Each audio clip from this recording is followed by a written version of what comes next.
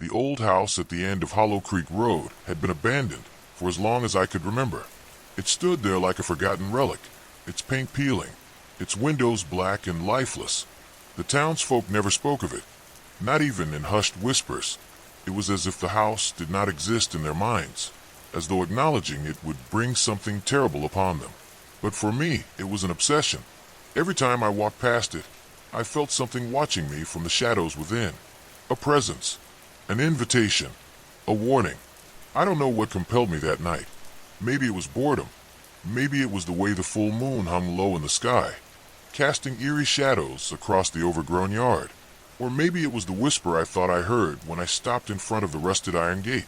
It was faint, almost indistinguishable from the wind, but I could have sworn it spoke my name. My breath hitched. I scanned my surroundings. Nothing. Just the road, empty and silent, stretching into the darkness behind me.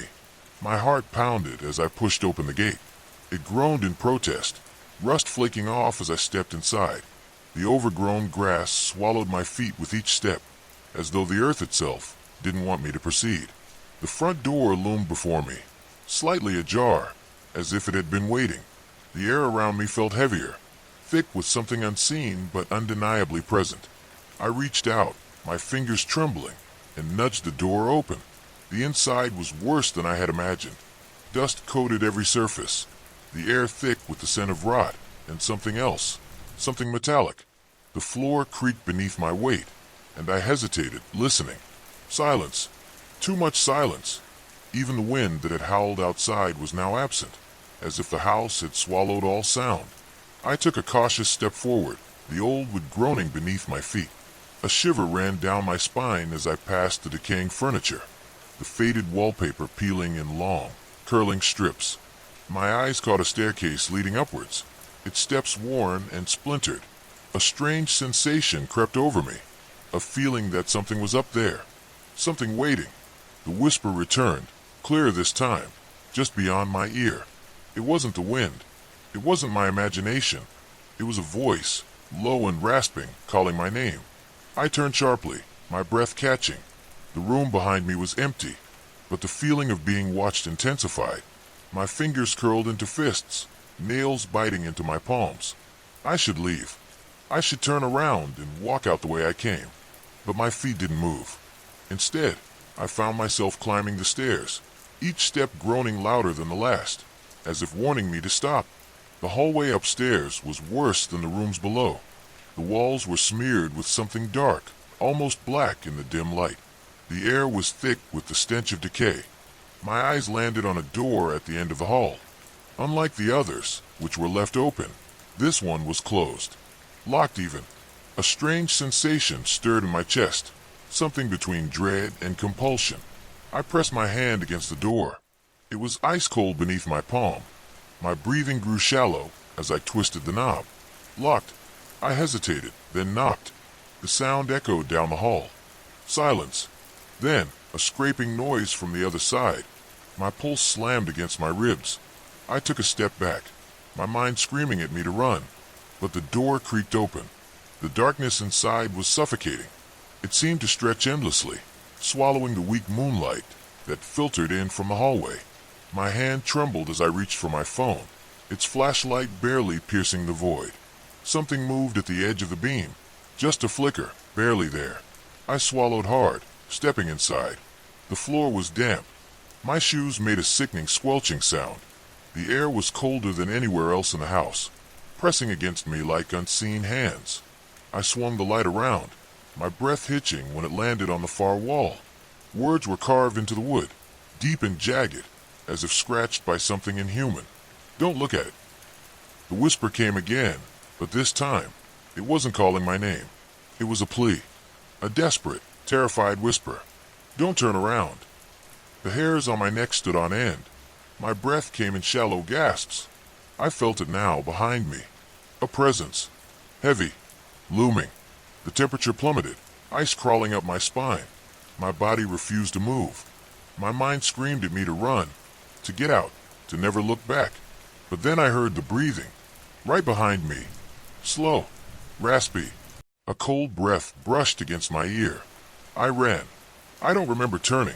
I don't remember what I saw, but I remember the feeling, the crushing weight of something old and malevolent pressing against me, chasing me down the hallway, down the stairs, through the rotting doorway, and into the night. I didn't stop running until I reached my house, slamming the door shut behind me, my chest heaving, my vision blurred with terror. I didn't sleep that night. I sat in the corner of my room, every light on, my back pressed against the wall. But the whisper didn't leave me. It followed me, curled into my ears like a snake. And when I finally found the courage to close my eyes, I saw it, not in a dream, not in a nightmare, but in the reflection of my bedroom window. A figure, standing in the dark, staring at me, and it whispered, so softly, so cruelly, "You looked." I didn't move. I didn't breathe. My body felt frozen, paralyzed by a fear so raw and deep that it coiled around my bones like a vice. The figure in the window didn't shift, didn't waver. It was just there, a tall, shadowy presence standing against the darkness, watching. The whisper had faded, but its presence lingered in my ears, like an echo trapped in my skull. I didn't want to turn away. I knew if I did, if I so much as blinked, it would move. I don't know how I knew that, but every fiber of my being screamed it at me. So I stared. My eyes burned, my lungs ached from holding my breath, but I didn't look away. Seconds stretched into minutes. The room around me remained silent, save for the ticking of the old clock on my nightstand. It felt like a countdown, though I didn't know to what. My mind raced with half-formed thoughts, desperate rationalizations that crumbled under the weight of the thing in the window. It wasn't a trick of the light. It wasn't my reflection. I knew what I saw, and it was real. Too real. Then, without warning, it moved. A slow, deliberate tilt of the head. The motion unnatural, jerky, as if the thing wasn't used to movement. My breath hitched in my throat. My muscles locked. A primal terror overtook me. A feeling so ancient and instinctual that I nearly collapsed under it. The figure's head continued to tilt. Too far. Far beyond what was humanly possible. The neck bending at an impossible angle. A low creak filled the silence, like bones shifting, snapping into place. The darkness around it seemed to pulse, to shift as if it were alive, as if it were breathing. I scrambled backward, my body finally responding, and fell onto my bed. My hands gripped the sheets so tightly my knuckles ached. The moment I moved, the thing in the window straightened. Then it took a step forward. My stomach dropped. The glass didn't separate us anymore. It was closer, inside the room, standing just at the edge of the shadows, where my bedside lamp's weak glow ended. I wanted to scream, but the sound wouldn't come. My throat was locked, my breath shallow, my heart hammering against my ribs like a wild, desperate animal. It stood there, unmoving, featureless except for the hollow darkness, where its eyes should have been. The whisper returned, softer now, almost gentle. "You looked." The voice wasn't human. It was layered, distant yet too close, like a chorus of voices speaking at once, some high, some low, some too distorted to recognize. The words slithered through the air, wrapping around me, tightening. Then the lamp flickered. Darkness swallowed the room in an instant. I felt it surge toward me before I saw it. A rush of cold, the feeling of something unseen rushing forward. I threw myself off the bed, crawling backward, my fingers scraping against the wooden floor. My hand fumbled for my phone. I turned on the flashlight. The beam cut through the darkness, but the figure was gone. The air still felt thick, suffocating, but I was alone. Or so I thought. Then the whisper came again, right beside my ear. "You can't unsee me." I bolted from my room, sprinting down the hallway, my pulse a wild drumbeat in my skull. I didn't stop running until I reached the bathroom, slamming the door shut behind me. My fingers fumbled for the lock, twisting it into place. My breaths came in ragged gasps, my body trembling violently. The small, fluorescent light above the mirror flickered weakly, casting long, erratic shadows against the walls. I turned toward the sink, gripping the edges to steady myself. Then I made a mistake. I looked into the mirror. My reflection stared back, pale, wide-eyed, terror carved into every inch of my face. But it wasn't alone. Standing behind me, just over my shoulder, was the thing. No longer a shadow. No longer a distant figure. It was right there, closer than ever. And now I could see it. The face, or what was left of it. Its skin was stretched too tight, its mouth too wide, lips cracked and bleeding. The hollow pits, where its eyes should have been stared straight into mine, filled with endless, swirling darkness. Its breath, icy and putrid, ghosted against my neck. My heart stopped. Then the light went out. A scream tore from my throat, raw and desperate, but it was swallowed by the dark. The air thickened, pressing in from all sides. I stumbled back, crashing into the wall. The whisper returned, but now it was laughing, low and guttural. My vision swam, my mind spiraling into panic. I clawed at the door, fumbling with the lock, my fingers slick with sweat. The handle wouldn't budge. The walls felt like they were closing in, the room growing impossibly smaller. The whisper turned into a chant, repeating the same 3 words over and over, filling my ears, my skull, my very bones. You looked, you looked, you looked. I don't know how I got out. My next memory was waking up on the floor of my living room, the morning light bleeding through the curtains. My head pounded, my limbs ached, but the worst part was the silence. The house was too quiet. I sat up slowly, my body stiff, my mouth dry as sandpaper. For a moment I thought, hoped, it had all been a dream, a nightmare. But when I turned my head, my blood turned to ice. My bedroom door was wide open. I hadn't left it that way. The whisper was gone, but the feeling wasn't. I could still sense it, lurking, watching. It was still here, hiding in the corners, waiting in the reflections, lingering in the shadows where the light couldn't reach. My stomach twisted. I knew then that this wasn't over. This wasn't something I could run from, something I could ignore. I had seen it, and it had seen me, and now it would never leave. That night, I covered every mirror, every reflective surface in my house. I kept the lights on. I refused to look into the darkness, but the whisper still came, curling around my ears in the dead of night, murmuring my name, reminding me of the one, unbreakable truth. Once you see it, it never stops looking back. The house had always been there, at the edge of the woods, just beyond the reach of the town streetlights. I'd passed it 1,000 times, always in daylight, always with the sun high and the birds chirping in the trees. It was an old Victorian, its paint peeling like sunburnt skin, its windows dark and hollow, like the empty sockets of a skull. I never thought much of it. It was just another relic of a time long gone, a forgotten monument to some family's faded glory. But that was before the night I decided to take the shortcut through the woods.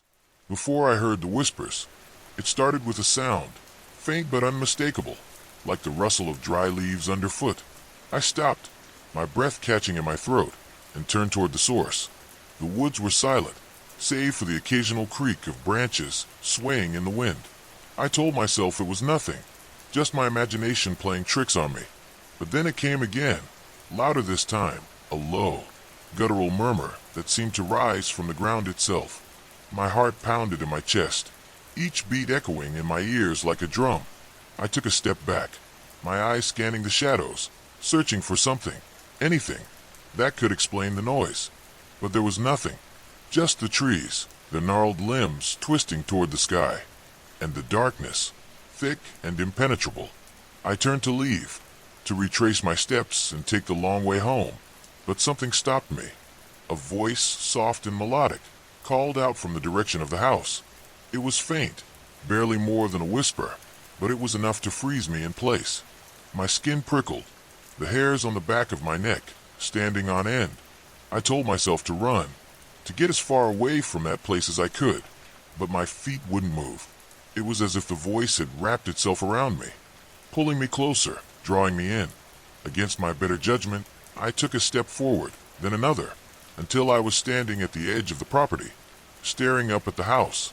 The front door was ajar, the darkness inside seeming to pulse and writhe like a living thing. The voice grew louder, more insistent, and I realized with a start that it was calling my name. My breath came in shallow gasps, my chest tight with fear, but I couldn't stop myself. I climbed the steps, each one creaking beneath my weight, and pushed the door open. The air inside was thick and heavy, smelling of mildew and something else something metallic and sharp. I stepped into the foyer, my eyes struggling to adjust to the gloom.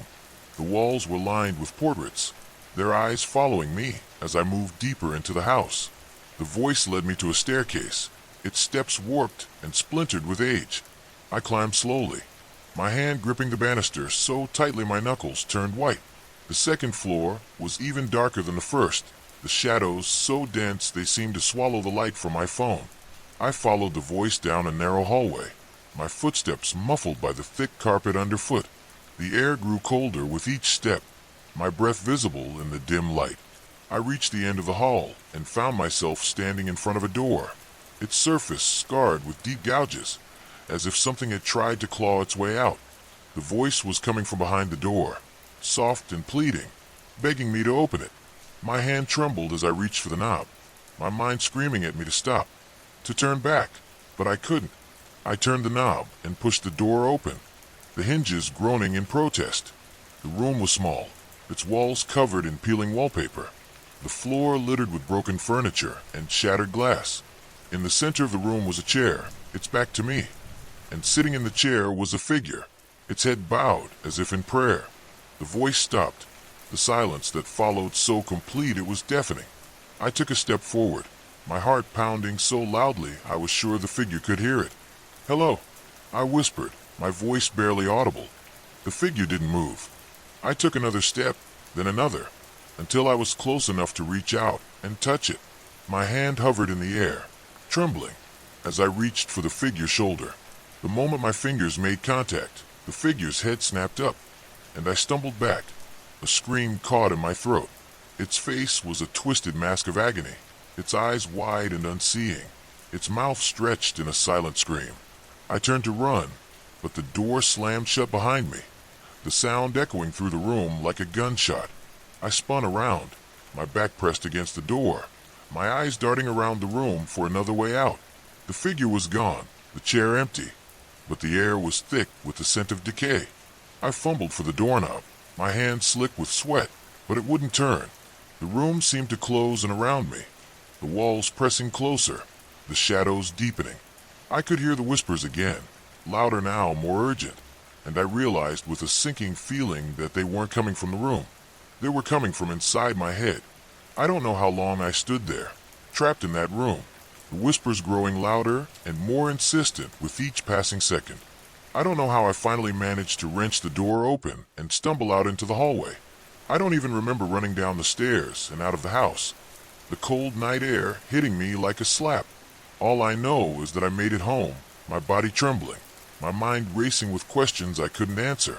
I told myself it was a nightmare, a trick of the mind, but deep down, I knew the truth. The house wasn't empty. Something was there, something old and hungry, and it had seen me. It had called to me. And now, no matter how far I ran, no matter how many doors I locked, I could still hear its voice, whispering in the dark, waiting for me to return. The days that followed were a blur. I tried to convince myself it had all been a hallucination, a product of exhaustion or stress, but the memory of that room, of the figure in the chair, clung to me like a second skin.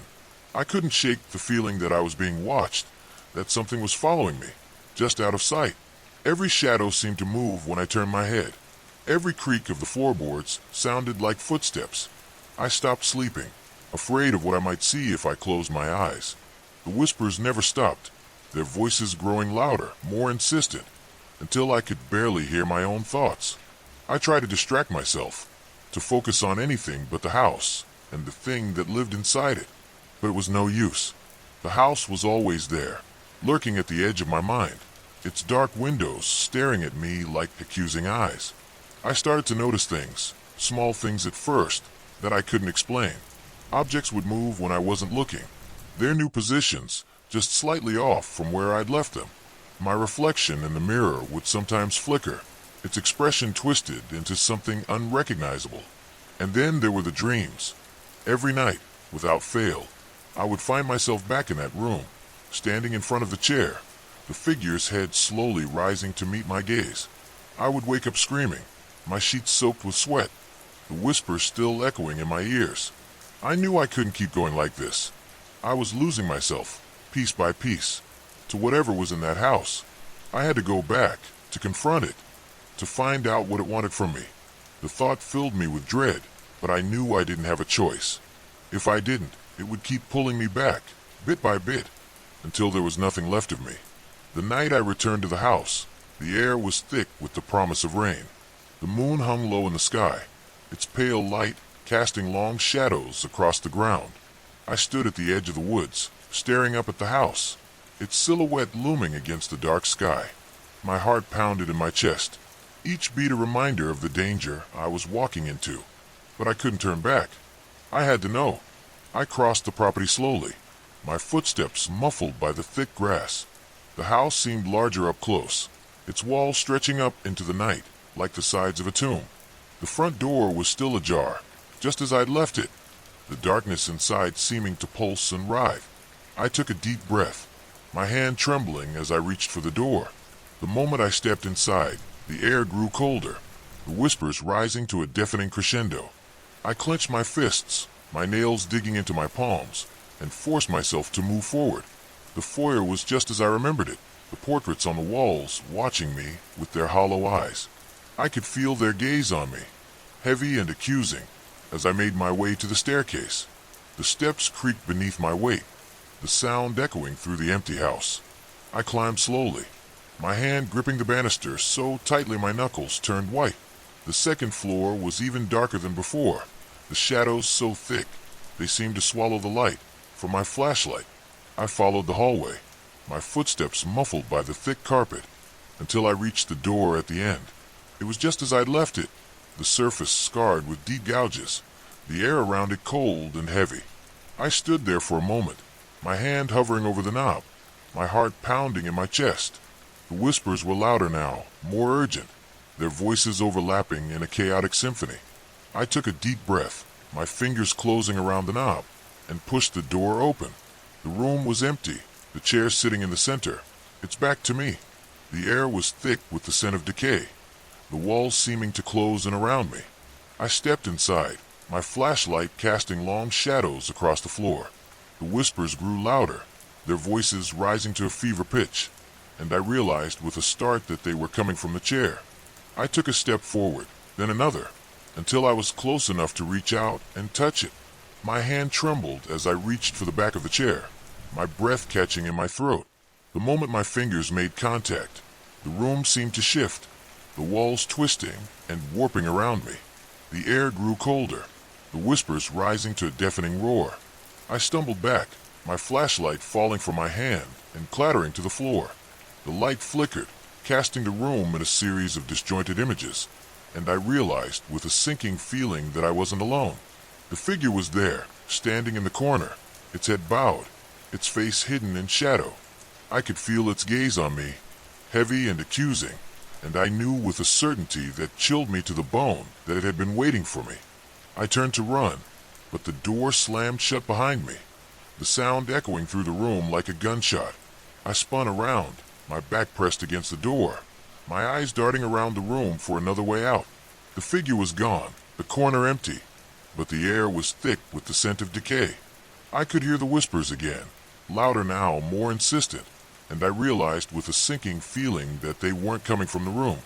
They were coming from inside my head. I don't know how long I stood there, trapped in that room, the whispers growing louder and more insistent with each passing second. I don't know how I finally managed to wrench the door open and stumble out into the hallway. I don't even remember running down the stairs and out of the house, the cold night air hitting me like a slap. All I know is that I made it home, my body trembling, my mind racing with questions I couldn't answer. I told myself it was a nightmare, a trick of the mind, but deep down, I knew the truth. The house wasn't empty. Something was there, something old and hungry, and it had seen me. It had called to me, and now, no matter how far I ran, no matter how many doors I locked, I could still hear its voice, whispering in the dark, waiting for me to return. The days that followed were a blur. I tried to convince myself it had all been a hallucination, a product of exhaustion or stress, but the memory of that room, of the figure in the chair, clung to me like a second skin. I couldn't shake the feeling that I was being watched, that something was following me, just out of sight. Every shadow seemed to move when I turned my head. Every creak of the floorboards sounded like footsteps. I stopped sleeping, afraid of what I might see if I closed my eyes. The whispers never stopped, their voices growing louder, more insistent, until I could barely hear my own thoughts. I tried to distract myself, to focus on anything but the house and the thing that lived inside it, but it was no use. The house was always there, lurking at the edge of my mind, its dark windows staring at me like accusing eyes. I started to notice things, small things at first, that I couldn't explain. Objects would move when I wasn't looking, their new positions just slightly off from where I'd left them. My reflection in the mirror would sometimes flicker, its expression twisted into something unrecognizable. And then there were the dreams. Every night, without fail, I would find myself back in that room, standing in front of the chair, the figure's head slowly rising to meet my gaze. I would wake up screaming, my sheets soaked with sweat, the whispers still echoing in my ears. I knew I couldn't keep going like this. I was losing myself, piece by piece, to whatever was in that house. I had to go back, to confront it, to find out what it wanted from me. The thought filled me with dread, but I knew I didn't have a choice. If I didn't, it would keep pulling me back, bit by bit, until there was nothing left of me. The night I returned to the house, the air was thick with the promise of rain. The moon hung low in the sky, its pale light casting long shadows across the ground. I stood at the edge of the woods, staring up at the house, its silhouette looming against the dark sky. My heart pounded in my chest, each beat a reminder of the danger I was walking into. But I couldn't turn back. I had to know. I crossed the property slowly, my footsteps muffled by the thick grass. The house seemed larger up close, its walls stretching up into the night, like the sides of a tomb. The front door was still ajar, just as I'd left it, the darkness inside seeming to pulse and writhe. I took a deep breath, my hand trembling as I reached for the door. The moment I stepped inside, the air grew colder, the whispers rising to a deafening crescendo. I clenched my fists, my nails digging into my palms, and forced myself to move forward. The foyer was just as I remembered it, the portraits on the walls watching me with their hollow eyes. I could feel their gaze on me, heavy and accusing, as I made my way to the staircase. The steps creaked beneath my weight, the sound echoing through the empty house. I climbed slowly, my hand gripping the banister so tightly my knuckles turned white. The second floor was even darker than before, the shadows so thick they seemed to swallow the light from my flashlight. I followed the hallway, my footsteps muffled by the thick carpet, until I reached the door at the end. It was just as I'd left it, the surface scarred with deep gouges, the air around it cold and heavy. I stood there for a moment, my hand hovering over the knob, my heart pounding in my chest. The whispers were louder now, more urgent, their voices overlapping in a chaotic symphony. I took a deep breath, my fingers closing around the knob, and pushed the door open. The room was empty, the chair sitting in the center, its back to me.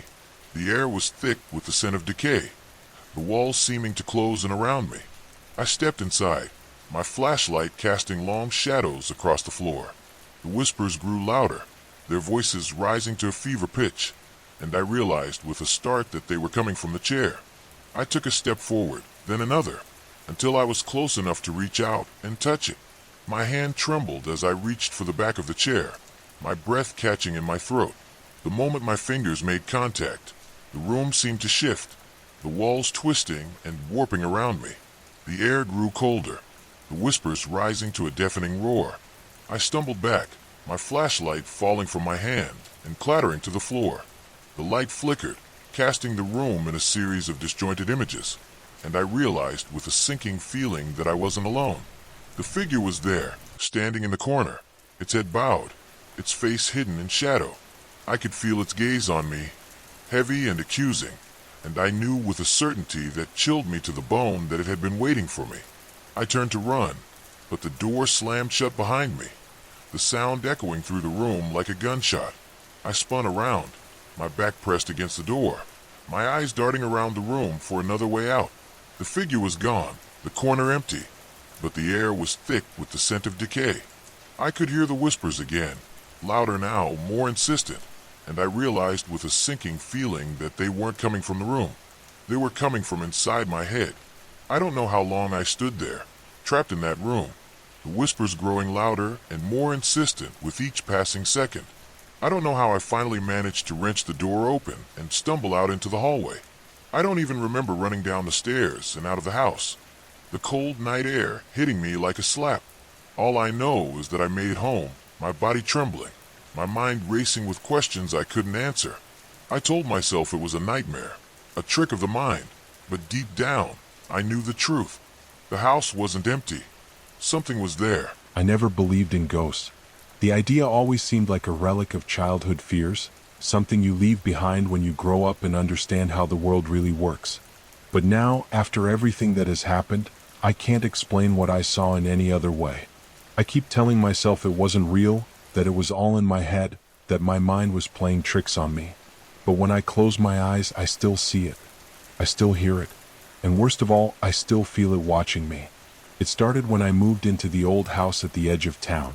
The price was unbelievably low, almost suspiciously so, but I convinced myself I had just found a good deal. The house was old, built in the early 1900s, with peeling wallpaper and creaking wooden floors. The air inside smelled of dust and forgotten memories, but I told myself I could make it home. I spent the first few nights settling in, unpacking boxes and rearranging furniture. Everything seemed normal at first. Then, on the fourth night, I woke up to the sound of something moving in the hallway. It was a slow, deliberate sound, like footsteps dragging along the wooden floor.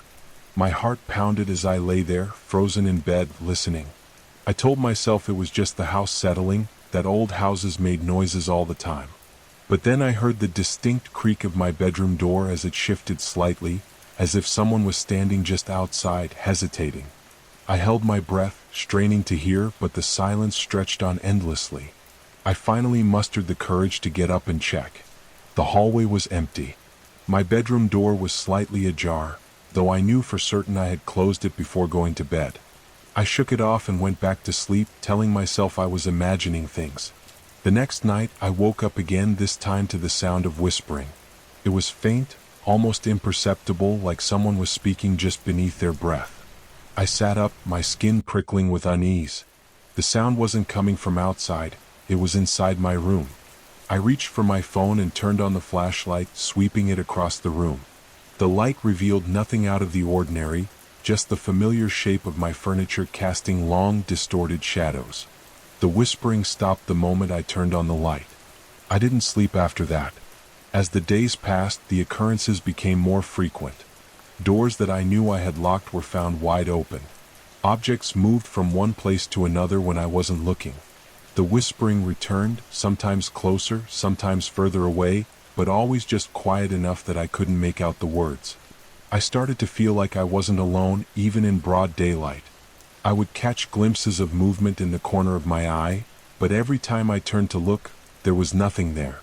One night, I decided to set up my phone to record while I slept. I needed to prove to myself that nothing was happening, that my mind was just playing tricks on me. I placed the phone on my nightstand, started the recording, and went to bed. The next morning, I hesitated before playing the video. My gut twisted with unease, but I had to know. The footage started normally, just me sleeping peacefully. Hours passed with nothing but the occasional shifting of my blankets. Then, around 3:14 a.m., the air in the room seemed to ripple like a distortion in the video. A shadow moved across the frame, slow and deliberate. It wasn't me. I was still fast asleep. The shadow grew darker, more defined, until it took the shape of a tall, thin figure standing at the foot of my bed. My breath caught in my throat as I watched it remain there, unmoving, just staring at me. Then, suddenly, my sleeping self twitched. I stirred as if sensing something, but I didn't wake up. The figure leaned in, its face just inches from mine. The screen went black. The recording had ended. I deleted the video immediately. I didn't want to see it again. But the knowledge of what I had captured stayed with me. That night, I didn't sleep at all. I sat up in bed, gripping a flashlight, waiting for something to happen. The air felt heavier, like the house itself was pressing down on me. Then, at exactly 3:14 a.m., the whispering returned. This time, it was right next to my ear. I jumped out of bed, flicking on the light, but the room was empty. My breathing was ragged, my hands shaking. I couldn't stay here. I had to leave. I grabbed my phone and keys, ready to run, but as I reached for the door, it slammed shut on its own. I yanked at the handle, but it wouldn't budge. It was as if something on the other side was holding it closed. Then the whispering turned into laughter. Low, guttural laughter that sent ice through my veins. The lights flickered violently, casting erratic shadows on the walls. I backed away from the door, my mind racing. The laughter stopped abruptly, replaced by silence so thick it felt suffocating. Then, from the corner of the room, I heard the floorboards creak. I turned slowly, dreading what I would see. There, in the shadows, stood the figure from the video. Its form was hazy, shifting as if it weren't entirely solid. But its eyes, deep, hollow voids, locked onto mine. It didn't move. It just stood there watching. I don't remember how long I stood frozen, unable to breathe, unable to think. Then, in a blink, the figure lunged forward. I screamed, throwing myself against the door, and this time it gave way. I stumbled into the hallway, gasping, and ran. I didn't stop until I was outside, the cold night air burning my lungs. I turned back only once. The house was silent, dark, and still. But in the upstairs window, just barely visible in the moonlight, I saw it watching me. I haven't gone back. My belongings are still inside, but I don't care. I can't explain what happened in that house. I don't know what it wanted, but I know it's still there waiting. And worst of all, I know it's not done with me yet. The house had always been there, at the edge of the woods, just beyond the reach of the streetlights. I'd passed it 100 times, maybe more, on my way home from work, but I'd never really seen it. Not until that night. It was an old Victorian, its once grand facade now crumbling under the weight of neglect and time. The paint was peeling, the windows were dark, and the porch sagged like the spine of a tired old beast. I don't know why I stopped that night. Maybe it was the way the moonlight caught the broken glass in the upstairs window, glinting like a winking eye. Or maybe it was the sound, a faint, almost imperceptible hum that seemed to vibrate in my chest as I walked by. Whatever it was, I found myself standing at the gate, my fingers curling around the rusted iron, staring up at the house like it had called my name.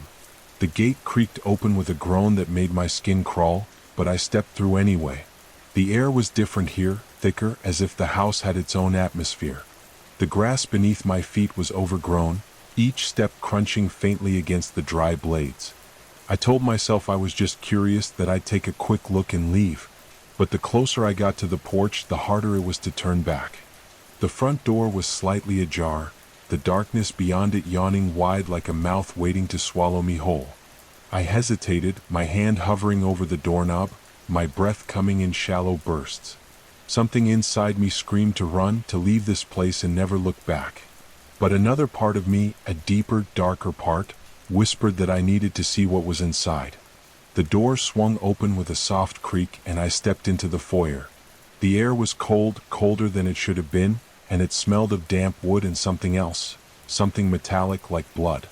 My footsteps echoed on the hardwood floor, the sound too loud in the oppressive silence. The walls were lined with faded wallpaper, its pattern obscured by years of dust and decay. To my left, a staircase spiraled up into the shadows, its banister splintered and broken. To my right, a hallway stretched into darkness, the doors along it closed tight.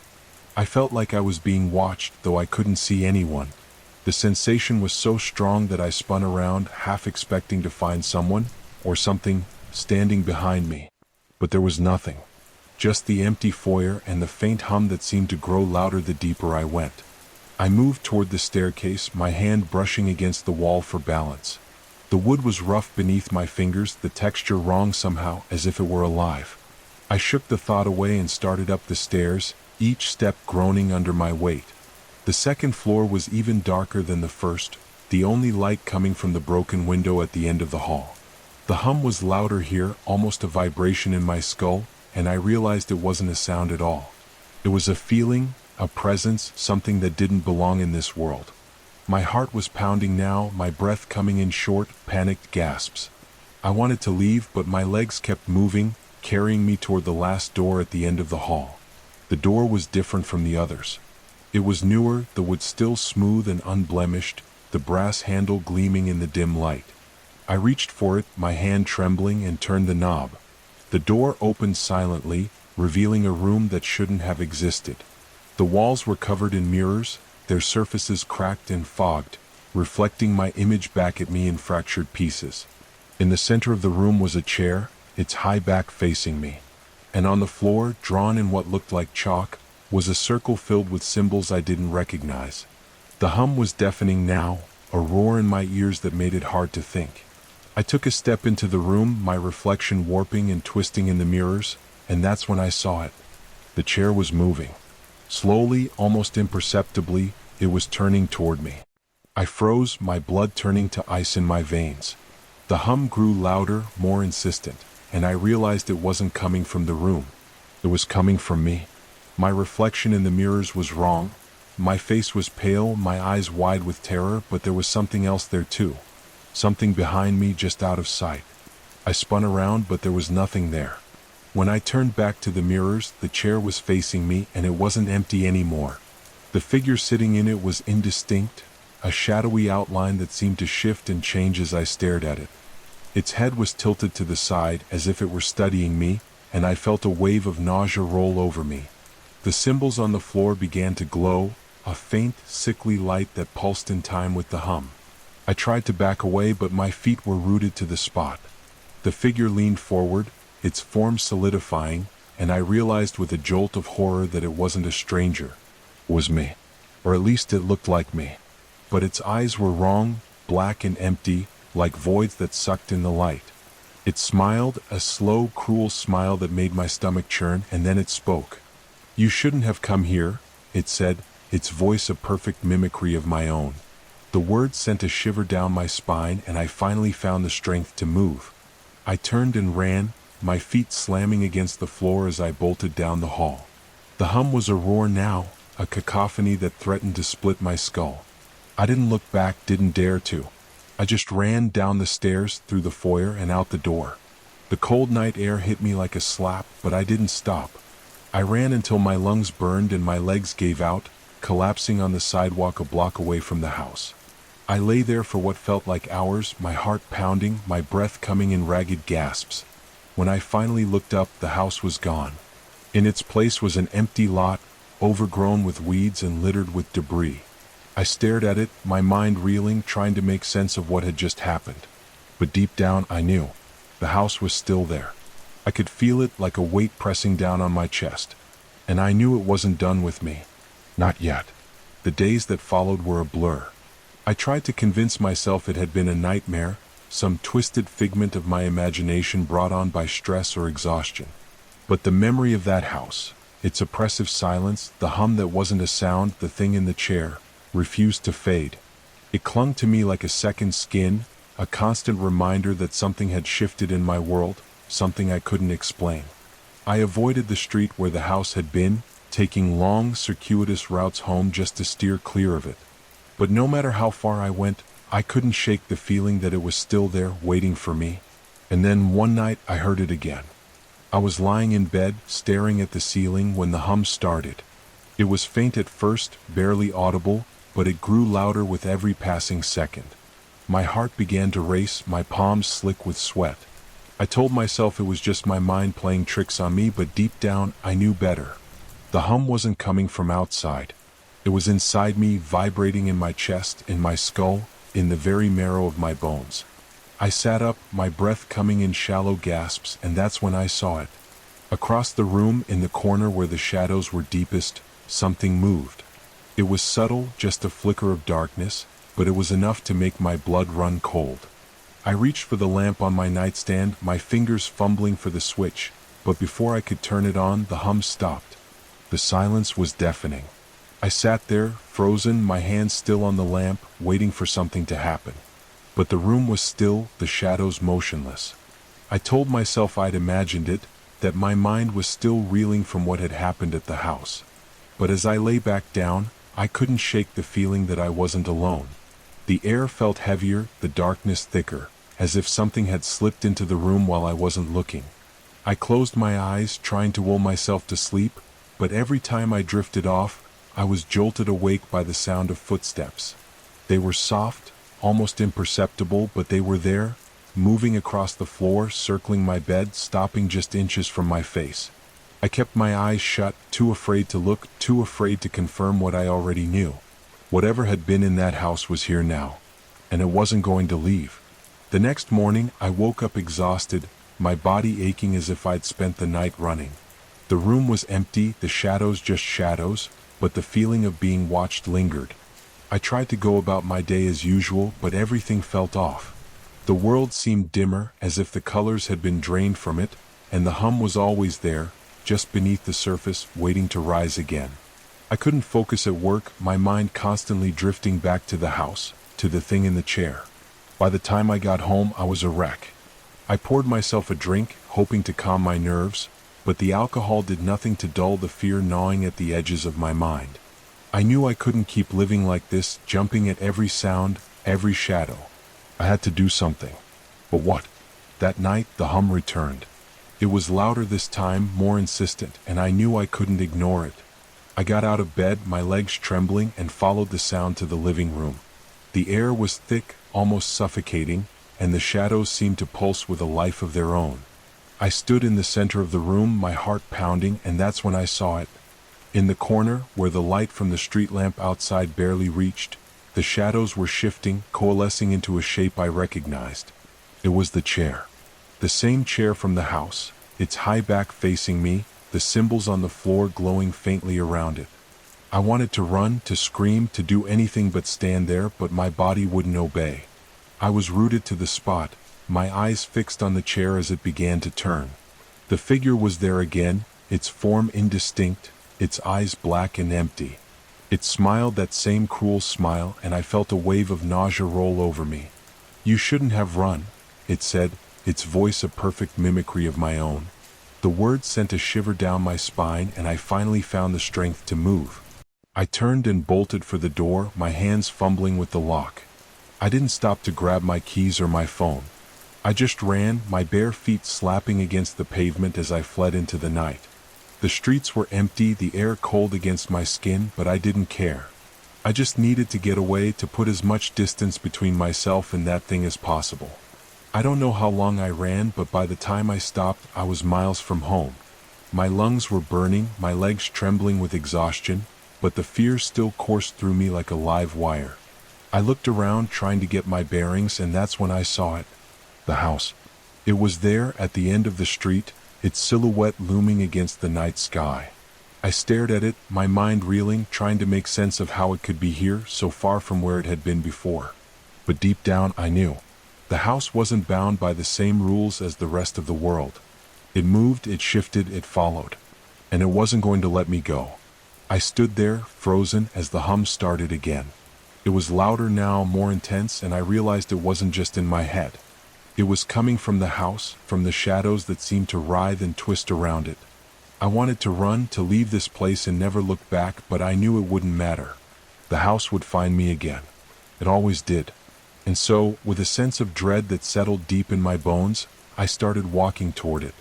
The gate creaked open as I approached, the sound sending a shiver down my spine. The grass beneath my feet was dry and brittle, crunching softly with each step. The air was thick, almost suffocating, and the hum was a roar now, a cacophony that threatened to split my skull. I stepped onto the porch, the wood groaning under my weight, and reached for the door. It swung open before I could touch it, revealing the same foyer I'd seen before. The air was cold, the smell of damp wood and blood stronger than ever. I stepped inside, my heart pounding, and the door slammed shut behind me. The sound echoed through the house, a final ominous note that seemed to seal my fate. I was here now, and there was no going back. The foyer was just as I remembered it, the faded wallpaper peeling in places, the staircase spiraling up into the shadows. The hum was louder here, more intense, and I felt it in my chest, in my skull, in the very marrow of my bones. I moved toward the staircase, my hand brushing against the wall for balance. The wood was rough beneath my fingers, the texture wrong somehow, as if it were alive. I shook the thought away and started up the stairs, each step groaning under my weight. The second floor was even darker than the first, the only light coming from the broken window at the end of the hall. The hum was deafening now, a roar in my ears that made it hard to think. I moved toward the last door at the end of the hall, my legs trembling with every step. The door was open, just as it had been before, and the room beyond it was the same. The walls were covered in mirrors, their surfaces cracked and fogged, reflecting my image back at me in fractured pieces. The chair was there, in the center of the room, its high back facing me. The symbols on the floor glowed faintly, their light pulsing in time with the hum. I stepped into the room, my reflection warping and twisting in the mirrors, and that's when I saw it. The chair was moving. Slowly, almost imperceptibly, it was turning toward me. I froze, my blood turning to ice in my veins. The hum grew louder, more insistent, and I realized it wasn't coming from the room. It was coming from me. My reflection in the mirrors was wrong. My face was pale, my eyes wide with terror, but there was something else there too. Something behind me, just out of sight. I spun around, but there was nothing there. When I turned back to the mirrors, the chair was facing me, and it wasn't empty anymore. The figure sitting in it was indistinct, a shadowy outline that seemed to shift and change as I stared at it. Its head was tilted to the side, as if it were studying me, and I felt a wave of nausea roll over me. The symbols on the floor began to glow brighter, their light casting strange, shifting patterns on the walls. The figure leaned forward, its form solidifying, and I realized with a jolt of horror that it wasn't a stranger. It was me. Or at least it looked like me. But its eyes were wrong, black and empty, like voids that sucked in the light. It smiled, a slow, cruel smile that made my stomach churn, and then it spoke. "You shouldn't have come back," it said, its voice a perfect mimicry of my own.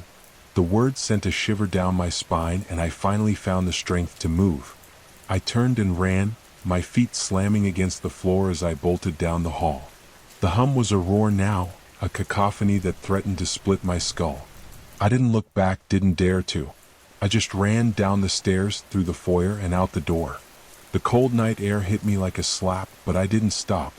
I ran until my lungs burned and my legs gave out, collapsing on the sidewalk a block away from the house.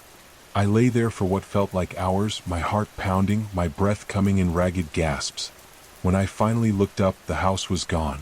In its place was an empty lot, overgrown with weeds and littered with debris. I stared at it, my mind reeling, trying to make sense of what had just happened. But deep down, I knew. The house was still there. I could feel it like a weight pressing down on my chest. And I knew it wasn't done with me. Not yet. The house had always been there, at the edge of the woods, just beyond the reach of the town's streetlights. I'd passed it 1,000 times, always in daylight, always with the sun high enough to keep the shadows at bay. But tonight was different. Tonight, I had no choice but to walk by it in the dark. My car had broken down a mile back, and the nearest gas station was still a good 30 minutes away on foot. The woods loomed to my left, a wall of blackness that seemed to breathe, while the house stood to my right, its windows dark and lifeless, like empty eye sockets staring into the void. I told myself it was just an old house, abandoned for years, maybe decades. The paint was peeling, the porch sagged under the weight of time, and the yard was overgrown with weeds that reached up like skeletal hands. But as I walked closer, something about it felt wrong. It wasn't just the way the moonlight seemed to avoid it, casting it in a deeper shadow than the rest of the world. It was the silence. The woods were never silent. Even at night, there were always sounds, the rustle of leaves, the distant hoot of an owl, the occasional snap of a twig. But here there was nothing. Just a heavy, oppressive quiet that pressed against my ears and made my skin crawl. I quickened my pace, my shoes crunching on the gravel shoulder of the road. The sound was too loud, too sharp, like it was drawing attention to me. I glanced over my shoulder, half expecting to see someone, or something, following me. But the road was empty, the woods still and dark. When I turned back, I froze. The house was closer. I was sure of it. The distance between us had shrunk, as if it had taken a step forward while I wasn't looking. My heart thudded in my chest, and I told myself it was just my imagination, just the darkness playing tricks on me. But the unease in my gut grew heavier, and I couldn't shake the feeling that I was being watched. I forced myself to keep walking, my eyes fixed on the road ahead. but the house seemed to pull at me like a magnet tugging at the iron in my blood. My gaze kept drifting back to it against my will. The windows were still dark, but now I thought I saw movement behind them, shadows shifting, flickering like something was pacing just out of sight. My breath came faster, and I clenched my fists to stop my hands from shaking. It was just the wind, I told myself. Just the wind moving the curtains, if there were even curtains left in that place. But there was no wind. The air was perfectly still. I was almost past the house when I heard it, a sound so faint I almost missed it. A whisper, so soft it could have been my imagination, but it wasn't. It came from the house, from the open doorway that I hadn't noticed before. The door was ajar, just a crack, but it was enough to let the sound escape. It wasn't a word, not exactly. It was more like a sigh, a breathy exhale that carried with it a sense of longing, of hunger. My feet stopped moving as if they had a mind of their own. I stood there staring at the door, my pulse racing. The whisper came again, louder this time, and I realized it wasn't just one voice. It was many layered over each other, a chorus of whispers that seemed to coil around me, pulling me closer. I don't know how long I stood there, frozen in place, but when I finally managed to break free of whatever hold the house had on me, I ran. I ran as fast as I could, my lungs burning, my legs screaming in protest. I didn't look back. I couldn't. The whispers followed me, growing louder, more insistent, until they were all I could hear. They filled my head, drowning out my thoughts, my fear, everything.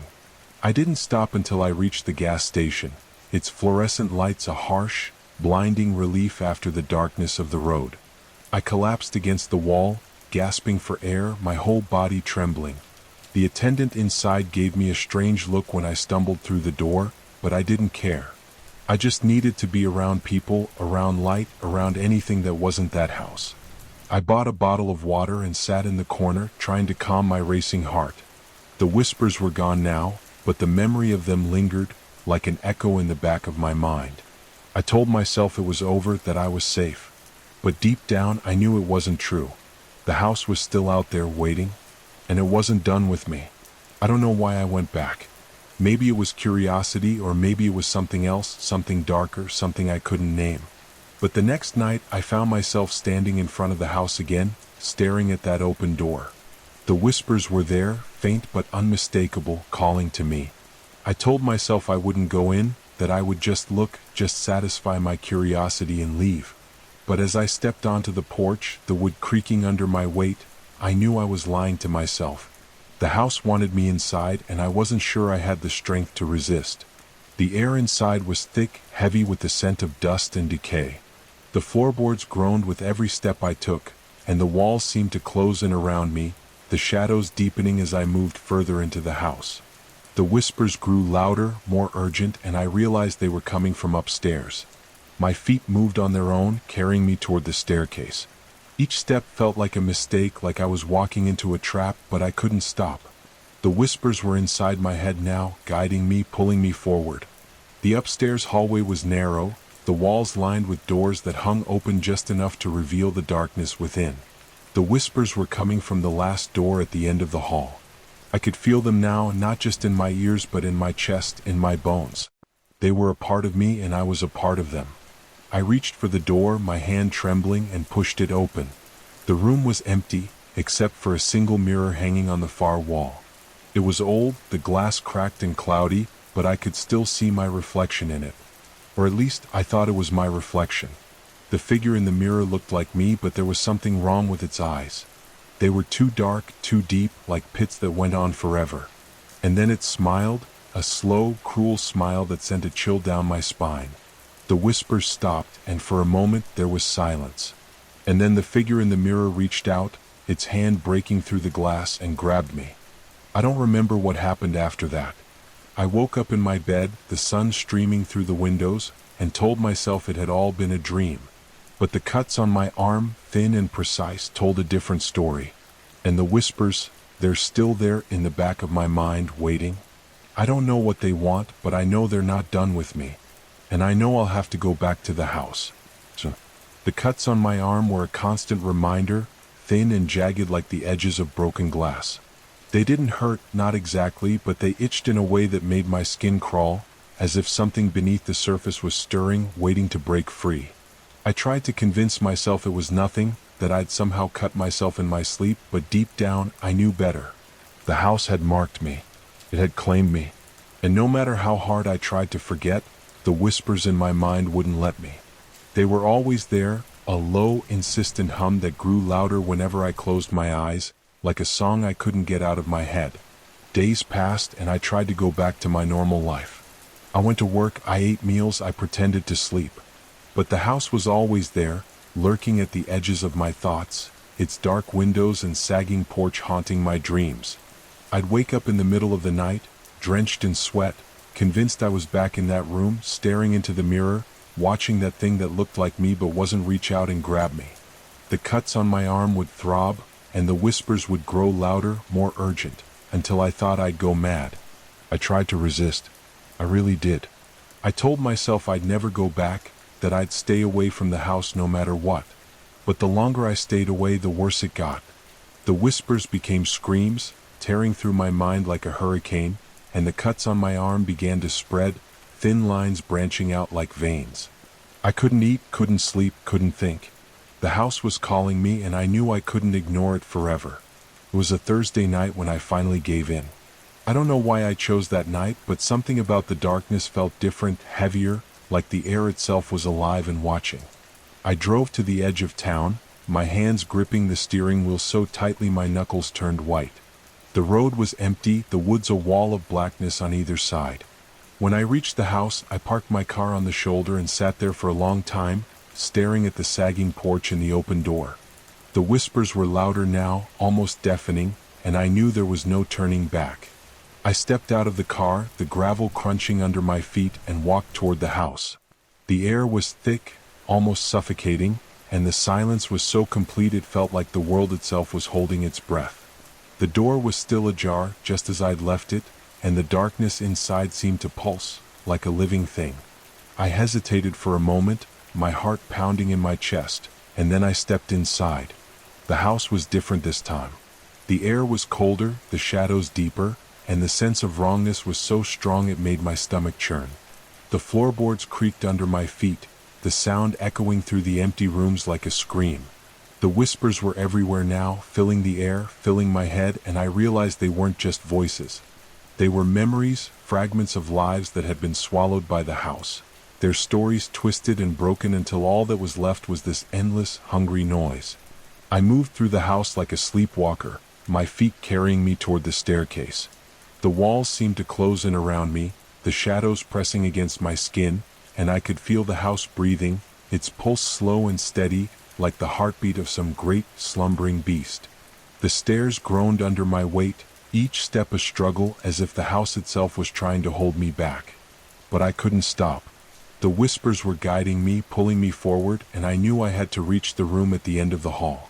The door was still open, the mirror still hanging on the wall. The glass was cracked, the surface cloudy, but I could see my reflection staring back at me. Or at least, I thought it was my reflection. The figure in the mirror looked like me, but its eyes were wrong, too dark, too deep, and its smile was too wide, too sharp. It reached out, its hand breaking through the glass, and I felt a cold, bony grip wrap around my wrist. The world spun, and suddenly I was somewhere else.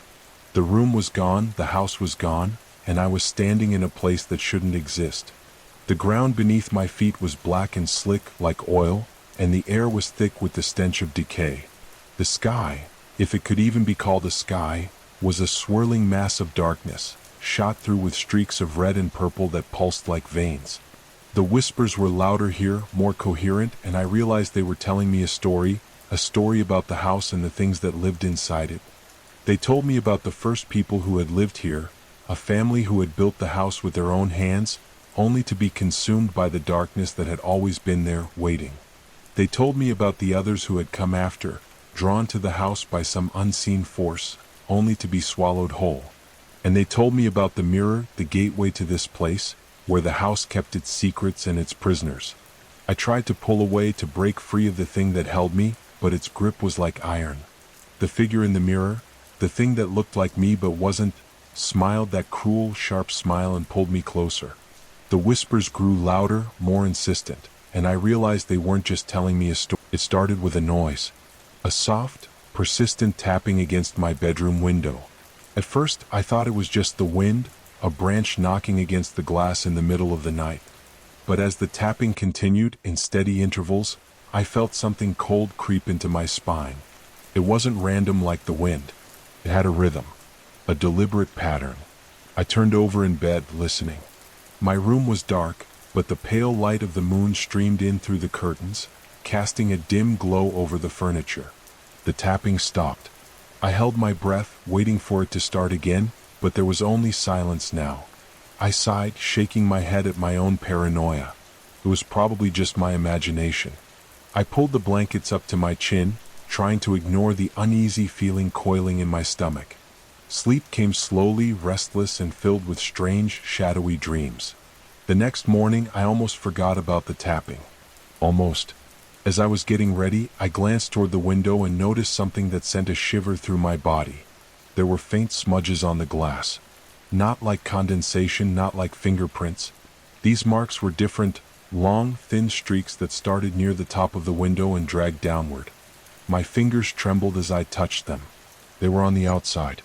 I stepped back, my mind racing through explanations. Maybe a bird, maybe something fell from the tree nearby. I tried to brush it off, but something about it lingered in my thoughts all day. That night, I went to bed with a strange sense of anticipation, as if I were waiting for something. Hours passed and nothing happened. Just when I began to drift off, the tapping returned. This time it was louder, more insistent. My heart pounded as I turned my head toward the window, afraid of what I might see. The room was dim, the outside world shrouded in darkness. But I knew something was there. The tapping stopped. I held my breath, ears straining for any other sounds. And then, softly, barely a whisper, a scraping noise, like nails dragging down the glass. My body tensed. I wanted to get up, turn on the light, reassure myself that nothing was there, but fear held me frozen. The sound continued for what felt like an eternity. And then, silence. I barely slept. The next morning, I rushed to the window as soon as the sun was up. More streaks, longer this time, and lower, as if whatever had made them was reaching further down. I told myself it had to be an animal, maybe a raccoon or something else. But deep down, I knew that wasn't it. I decided not to sleep with the window uncovered that night. I pulled the thick curtains across, blocking out any view of the outside. As darkness fell, I lay in bed, staring at the ceiling, waiting. The room was quiet, too quiet. My heart pounded in anticipation. Hours passed, and then a sound. Not the tapping this time. Something softer. Breathing. It was faint but unmistakable.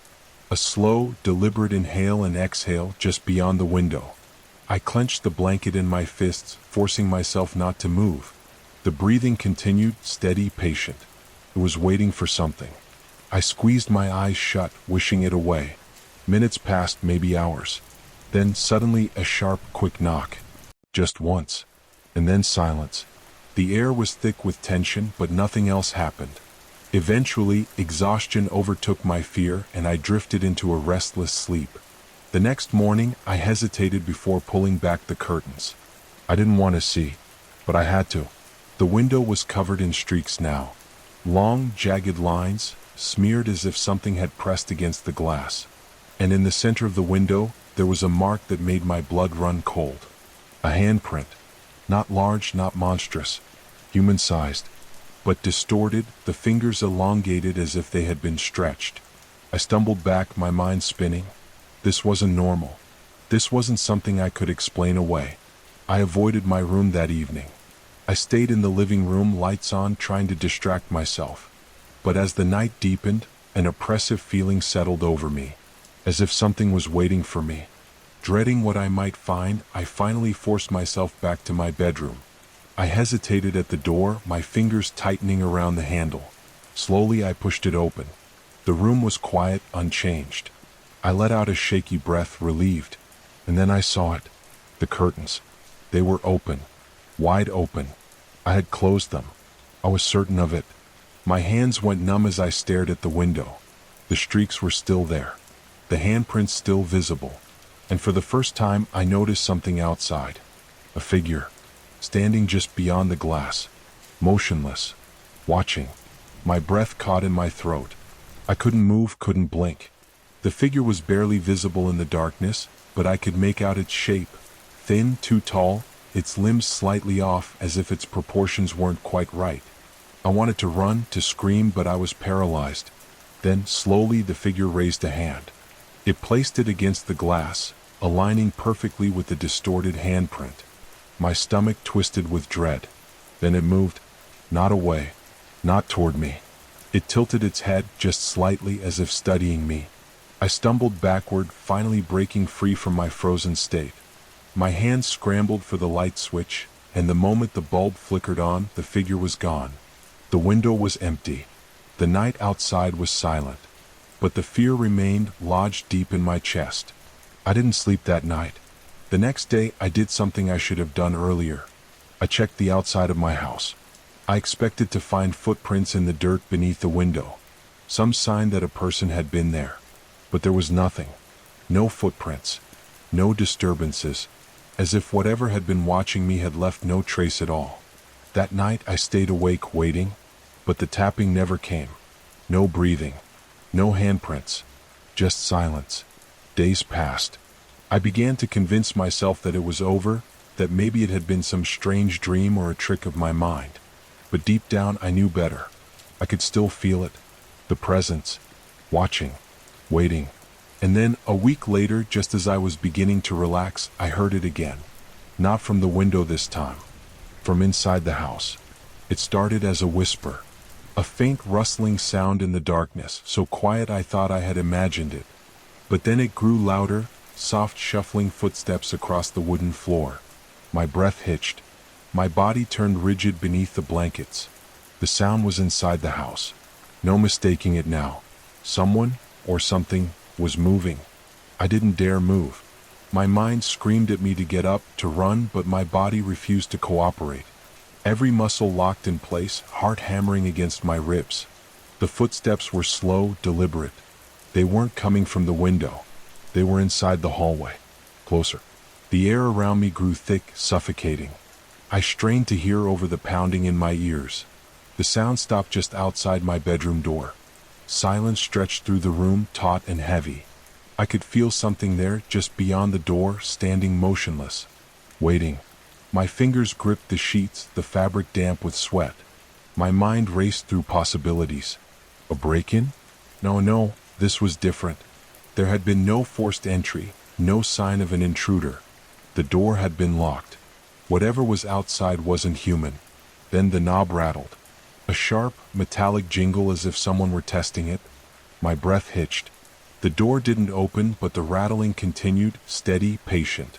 I clenched my teeth to keep from gasping. The sound stopped abruptly. The silence was worse.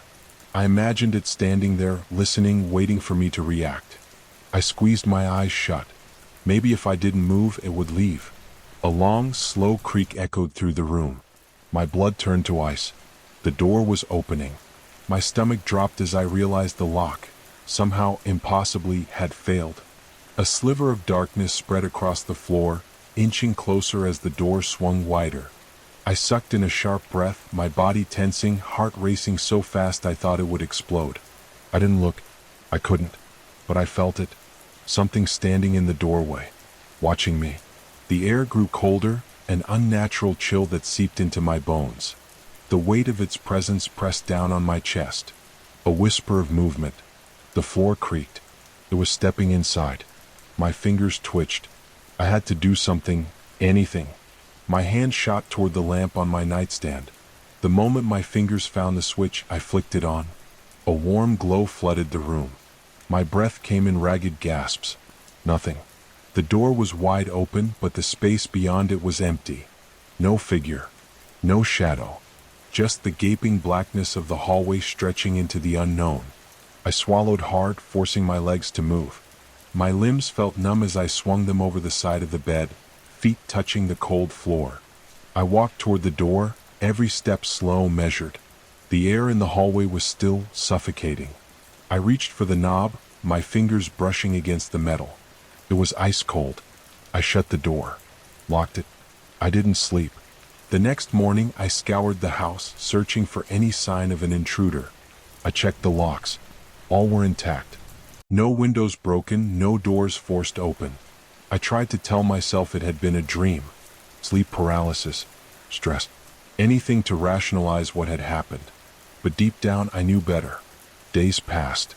I didn't hear the tapping anymore. No more whispering footsteps, no more rattling doorknobs. I wanted to believe it was over, but the feeling never left. The sensation of being watched, of something lurking just beyond my vision, followed me everywhere.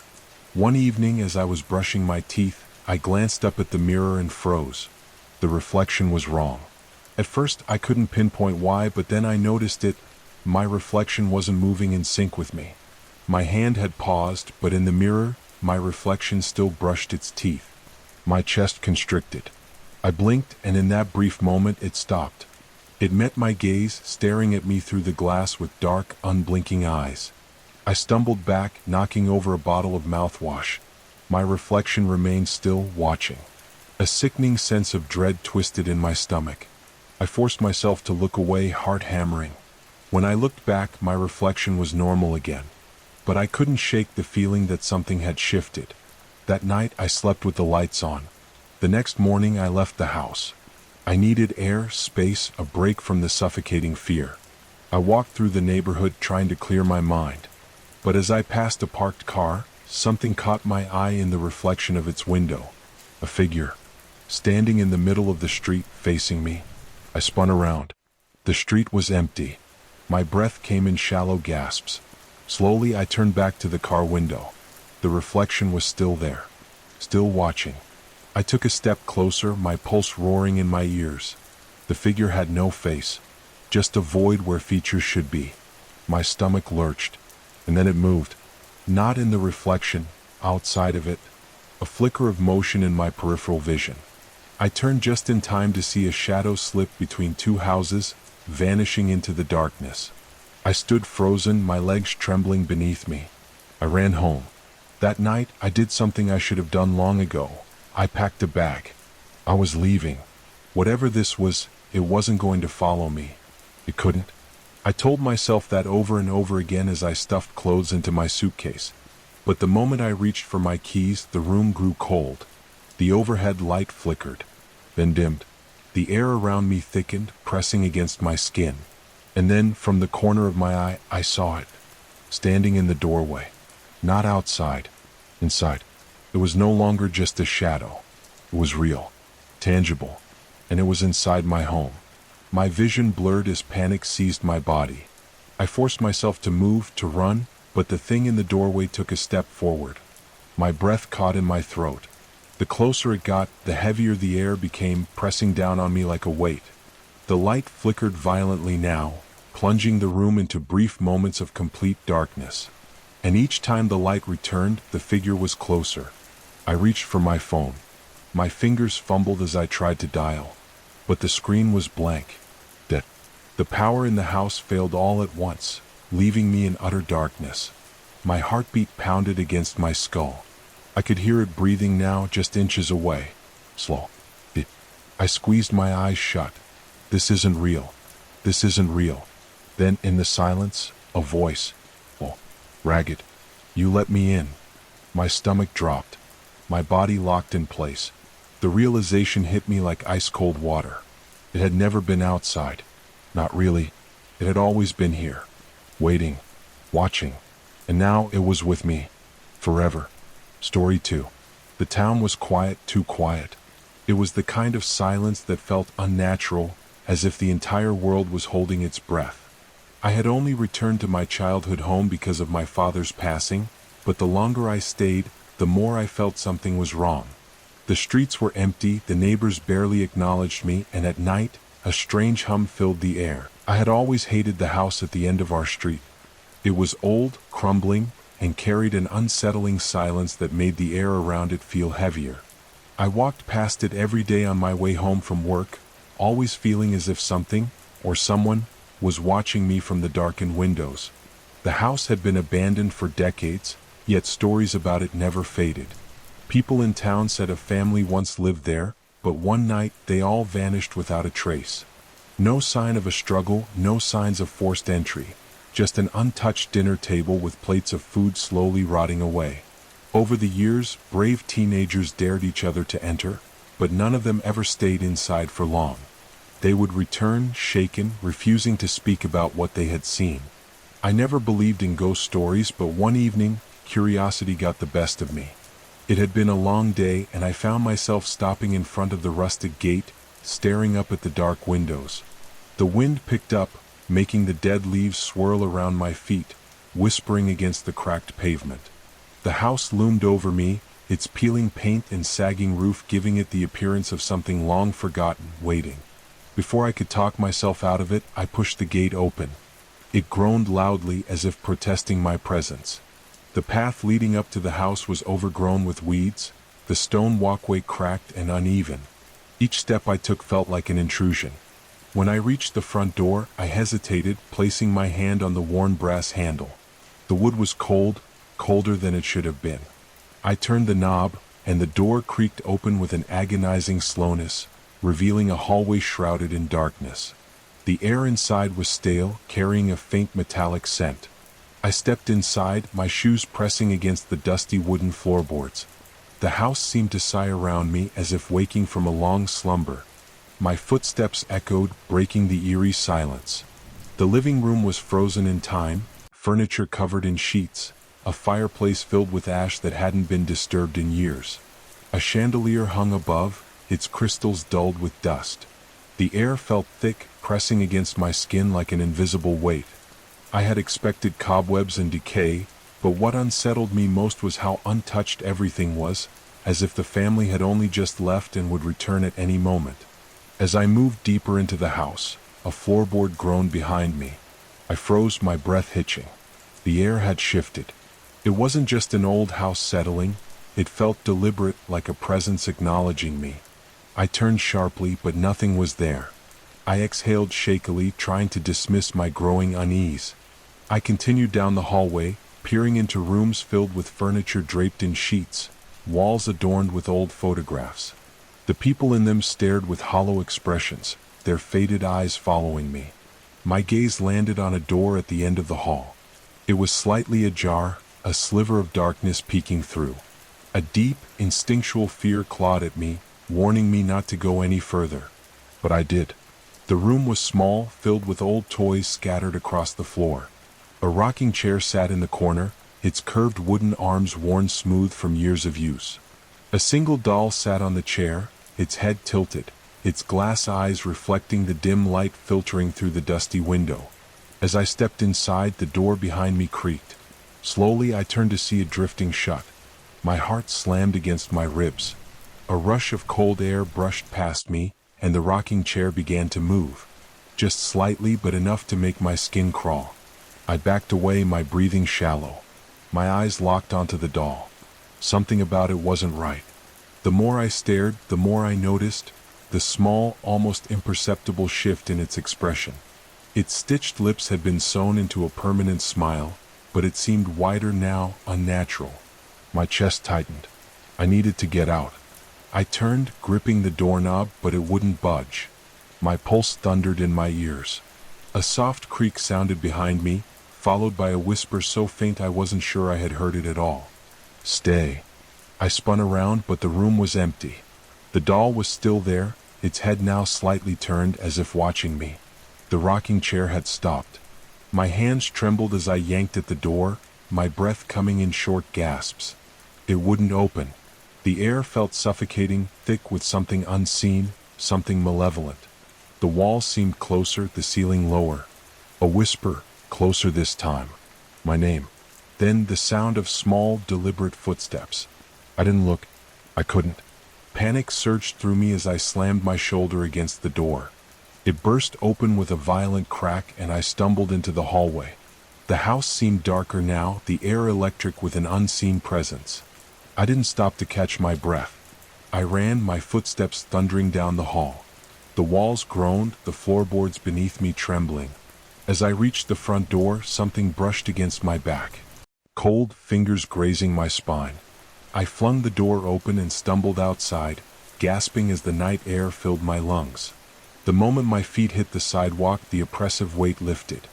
The house stood silent once more, its windows dark, empty.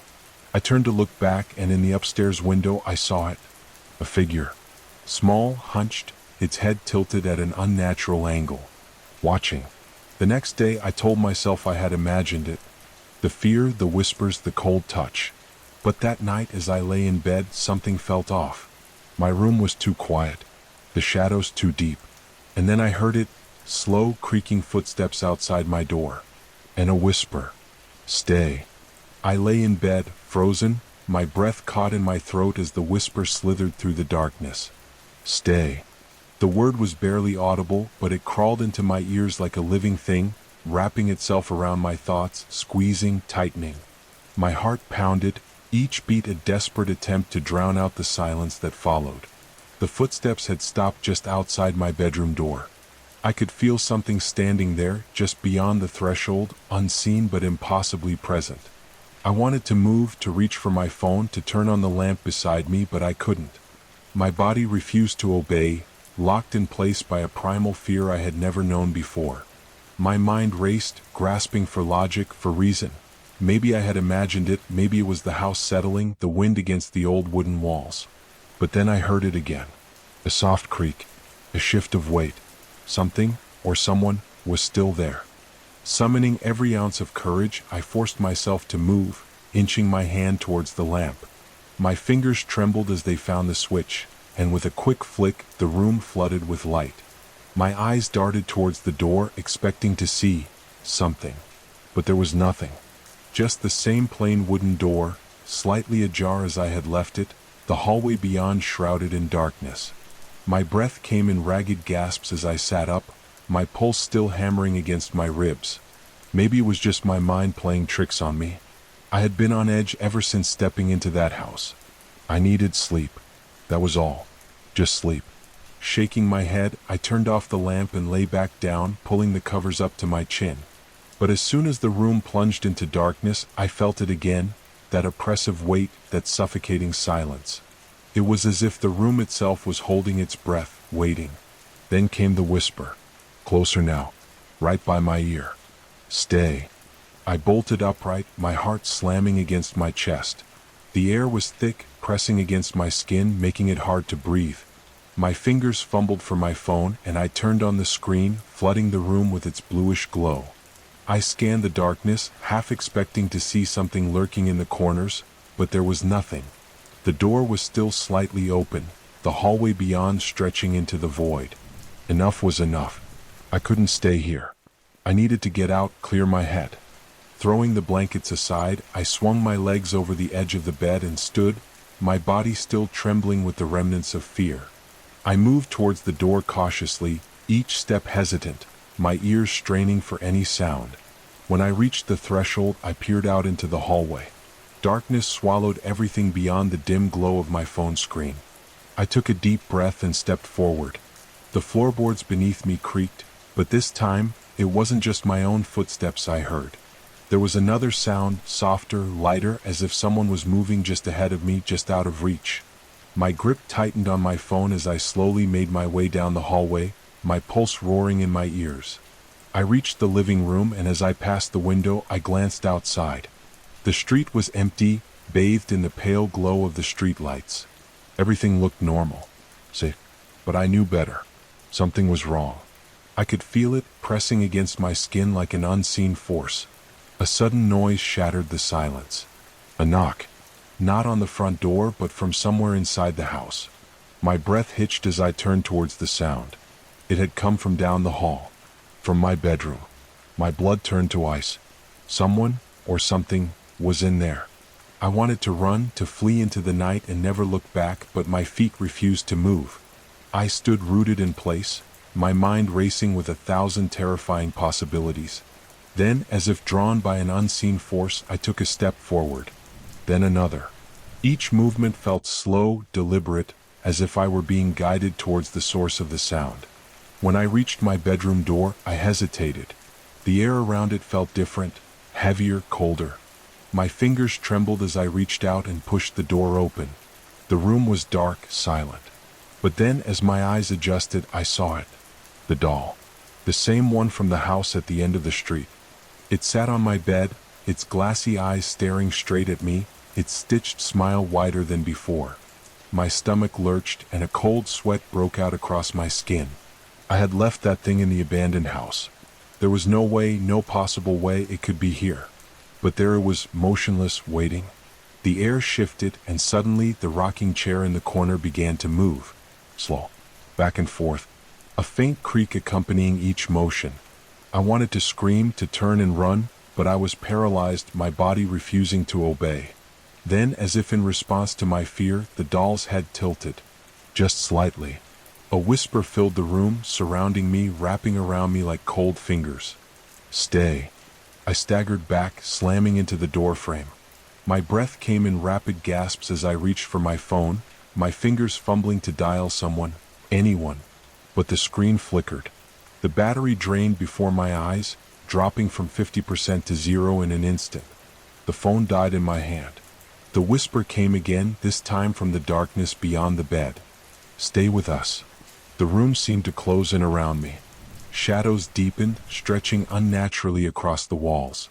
The rocking chair stopped. The silence that followed was worse. Heavy. Expectant. Then something moved. Not the doll. Something else. A figure. Rising from the corner, unfolding like a nightmare-given form. Its limbs were too long, its movements unnatural, jerky, like a puppet with its strings cut. And then it spoke, not with a whisper this time, but with a voice that crawled into my bones. You should not have entered our home. A scream tore from my throat as I turned and ran, stumbling through the hallway, my vision swimming with terror. The air behind me was thick with movement, with unseen hands reaching, grasping. I didn't stop. I couldn't. I burst through the front door into the night, the cold air slapping against my face. I didn't stop running until I reached the end of the street. Only then did I dare to look back. The house stood in eerie silence. The windows dark, empty. But I knew it was watching me. And then, just for a moment, I saw it. A figure standing at the upstairs window. A small, hunched form, its head tilted. The doll. Smiling. Waiting. The whisper drifted through the night, barely audible but unmistakable. I sprinted down the street, my breath coming in ragged gasps, my legs burning with exhaustion, but I didn't dare stop. My mind raced with what I had just seen, what I had just heard. The house, the doll, the voice that whispered from the shadows, urging me to stay. It wasn't just my imagination. It was real. Too real. And now something was following me. The night air was thick, suffocating, pressing against my skin like an unseen force trying to pull me back. I chanced to glance over my shoulder, my pulse hammering so hard I could hear it in my ears. The street was empty, but I knew better. Just because I couldn't see it didn't mean it wasn't there. I reached the end of the block and turned onto a main road, where the dim glow of streetlights offered a small illusion of safety. My hands trembled as I pulled my phone from my pocket, only to be met with the dead screen. It had shut off in that room. That room where the shadows moved, where that thing spoke. The thought sent a violent shiver down my spine. I needed to call someone, anyone, but I was completely cut off.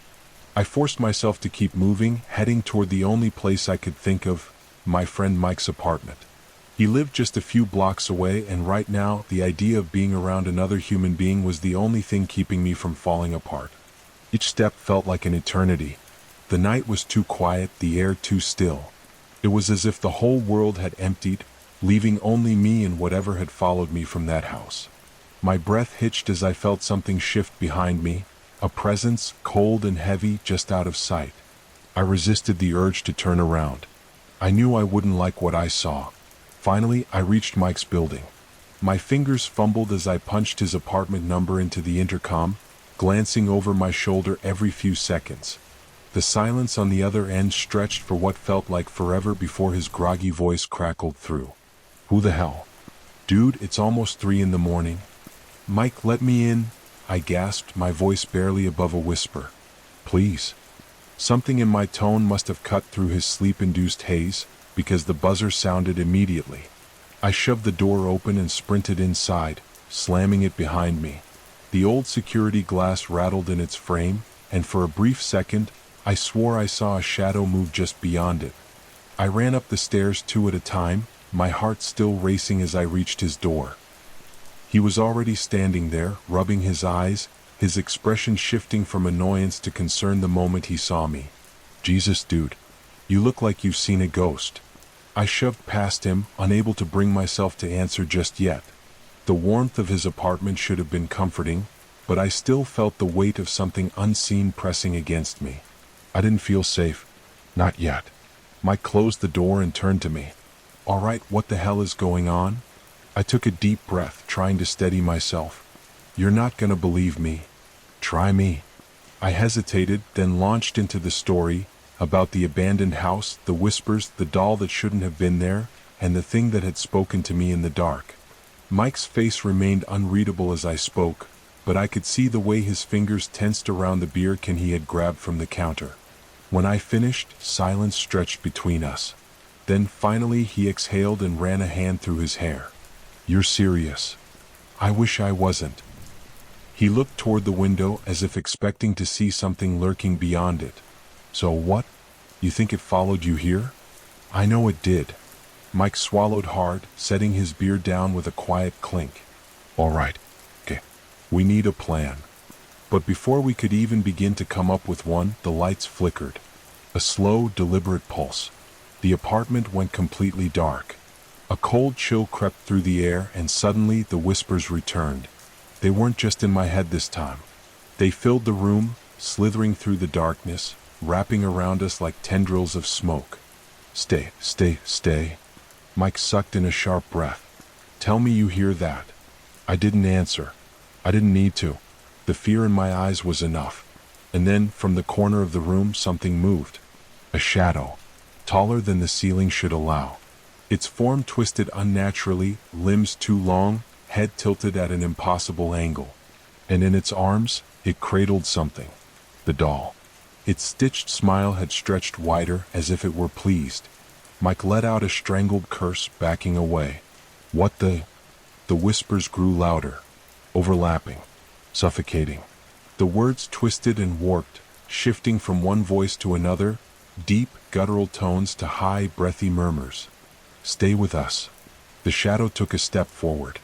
I grabbed Mike's arm and yanked him toward the door. We barely made it into the hallway before the apartment behind us erupted with a deafening screech. The sound of shattering glass, splintering wood, something tearing through reality itself. We ran. Down the stairs. Through the lobby. Into the night. We didn't stop until we reached the main road, our breaths coming in ragged gasps. Mike clutched his knees, shaking his head. What the hell was that? I swallowed hard, trying to steady the tremble in my hands. It followed me. He looked back at his building, eyes wide with disbelief. "We can't go back there." I nodded. "We need to end this." Mike frowned. "How?" I didn't have an answer. But I knew one thing for certain. That thing wasn't just haunting the house anymore. It was haunting me. And it wouldn't stop until it got what it wanted.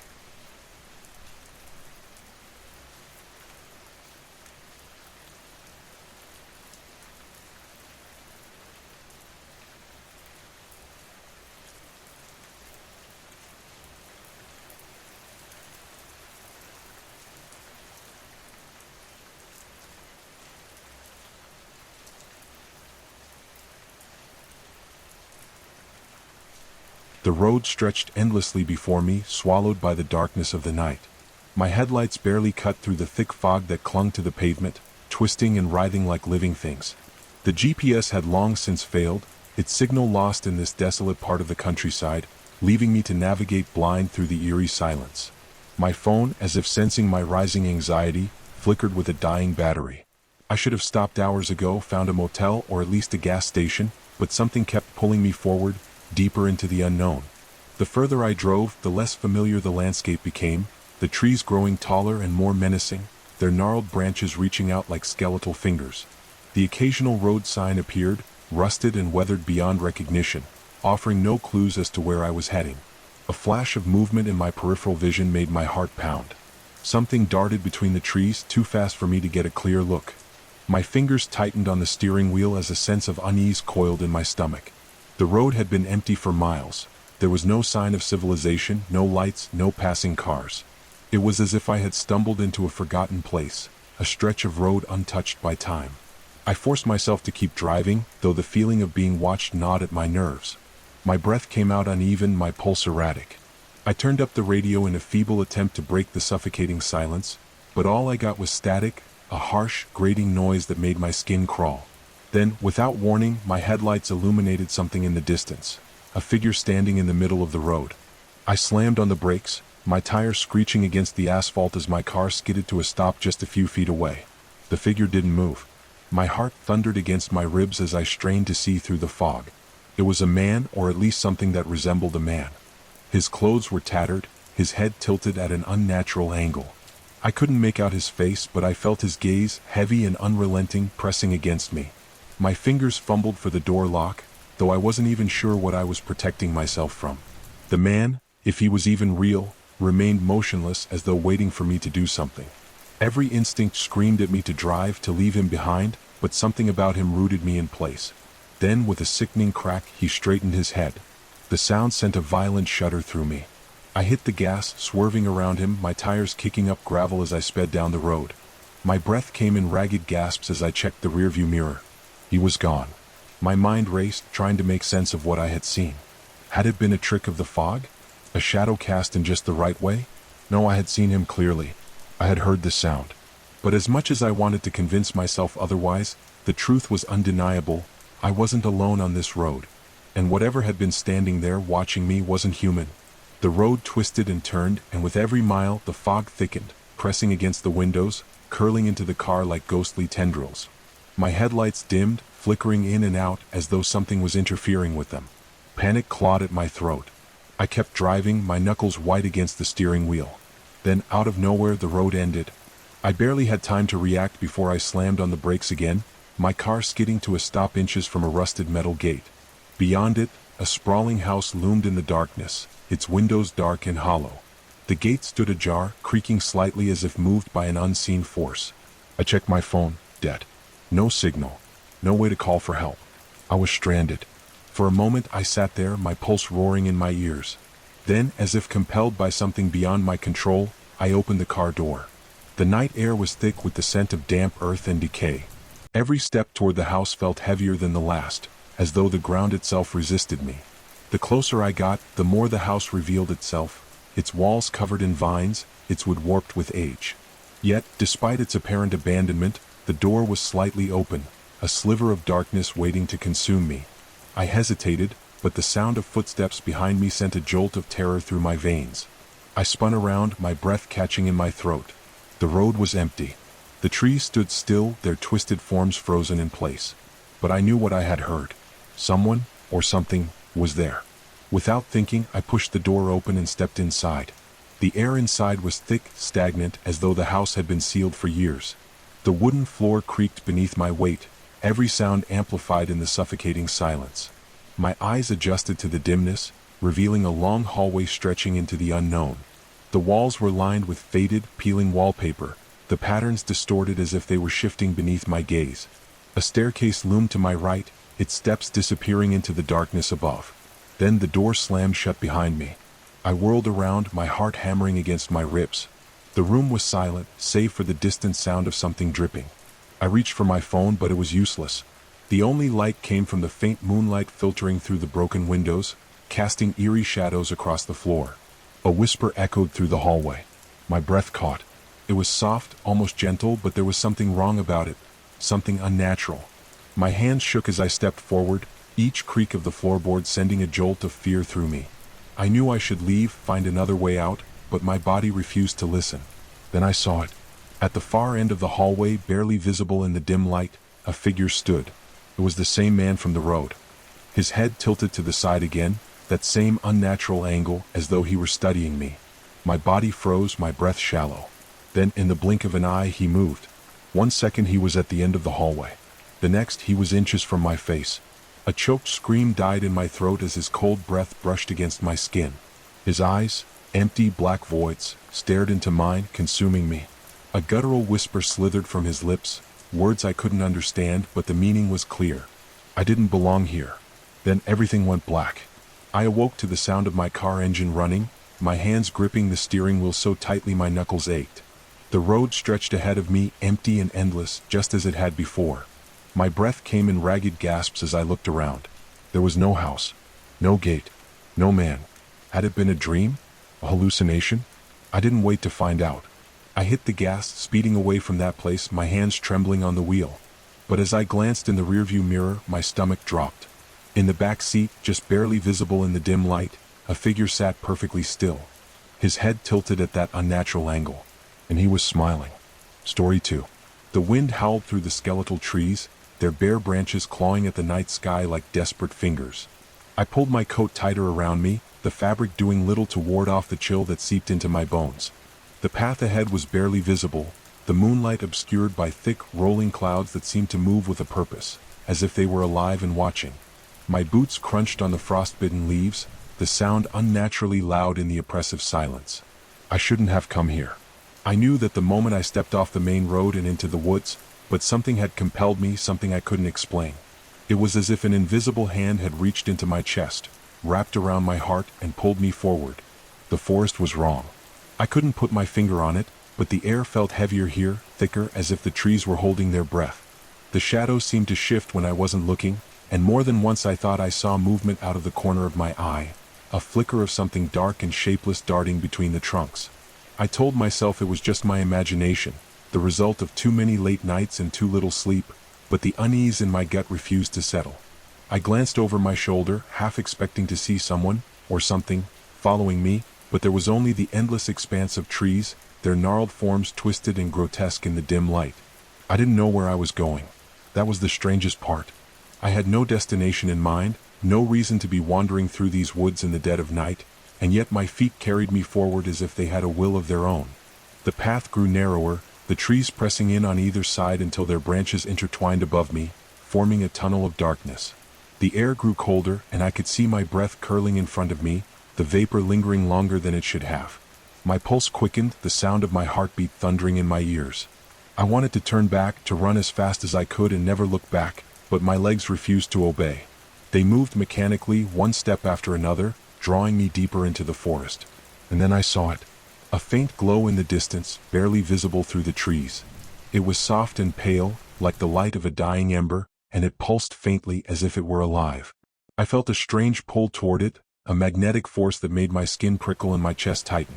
I tried to resist, to dig my heels into the ground and turn away, but it was no use. My body was no longer my own. I moved closer, the light growing brighter with every step, until I emerged into a small clearing.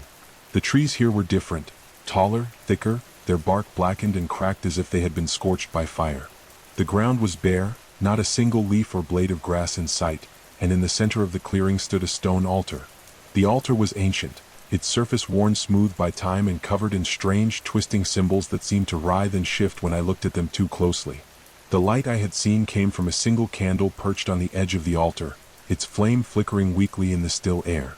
I approached cautiously, my breath coming in shallow gasps, and as I drew closer, I realized the candle wasn't made of wax.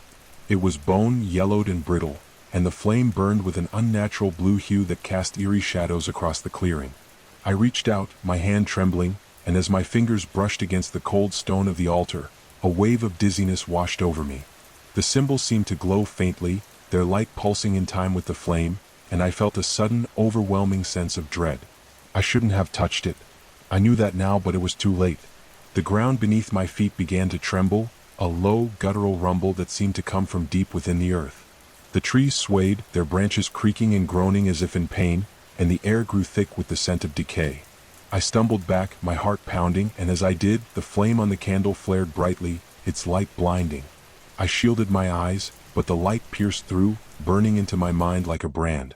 And then, just as suddenly as it had begun, the light vanished, plunging the clearing into darkness. I stood there, frozen, my ears ringing and my vision swimming. The silence was absolute, the kind of silence that presses against your eardrums and makes you feel like you're drowning. And then, from somewhere in the darkness, I heard it, a soft, wet sound like something dragging itself across the ground. My breath caught in my throat, and I strained to see through the impenetrable blackness.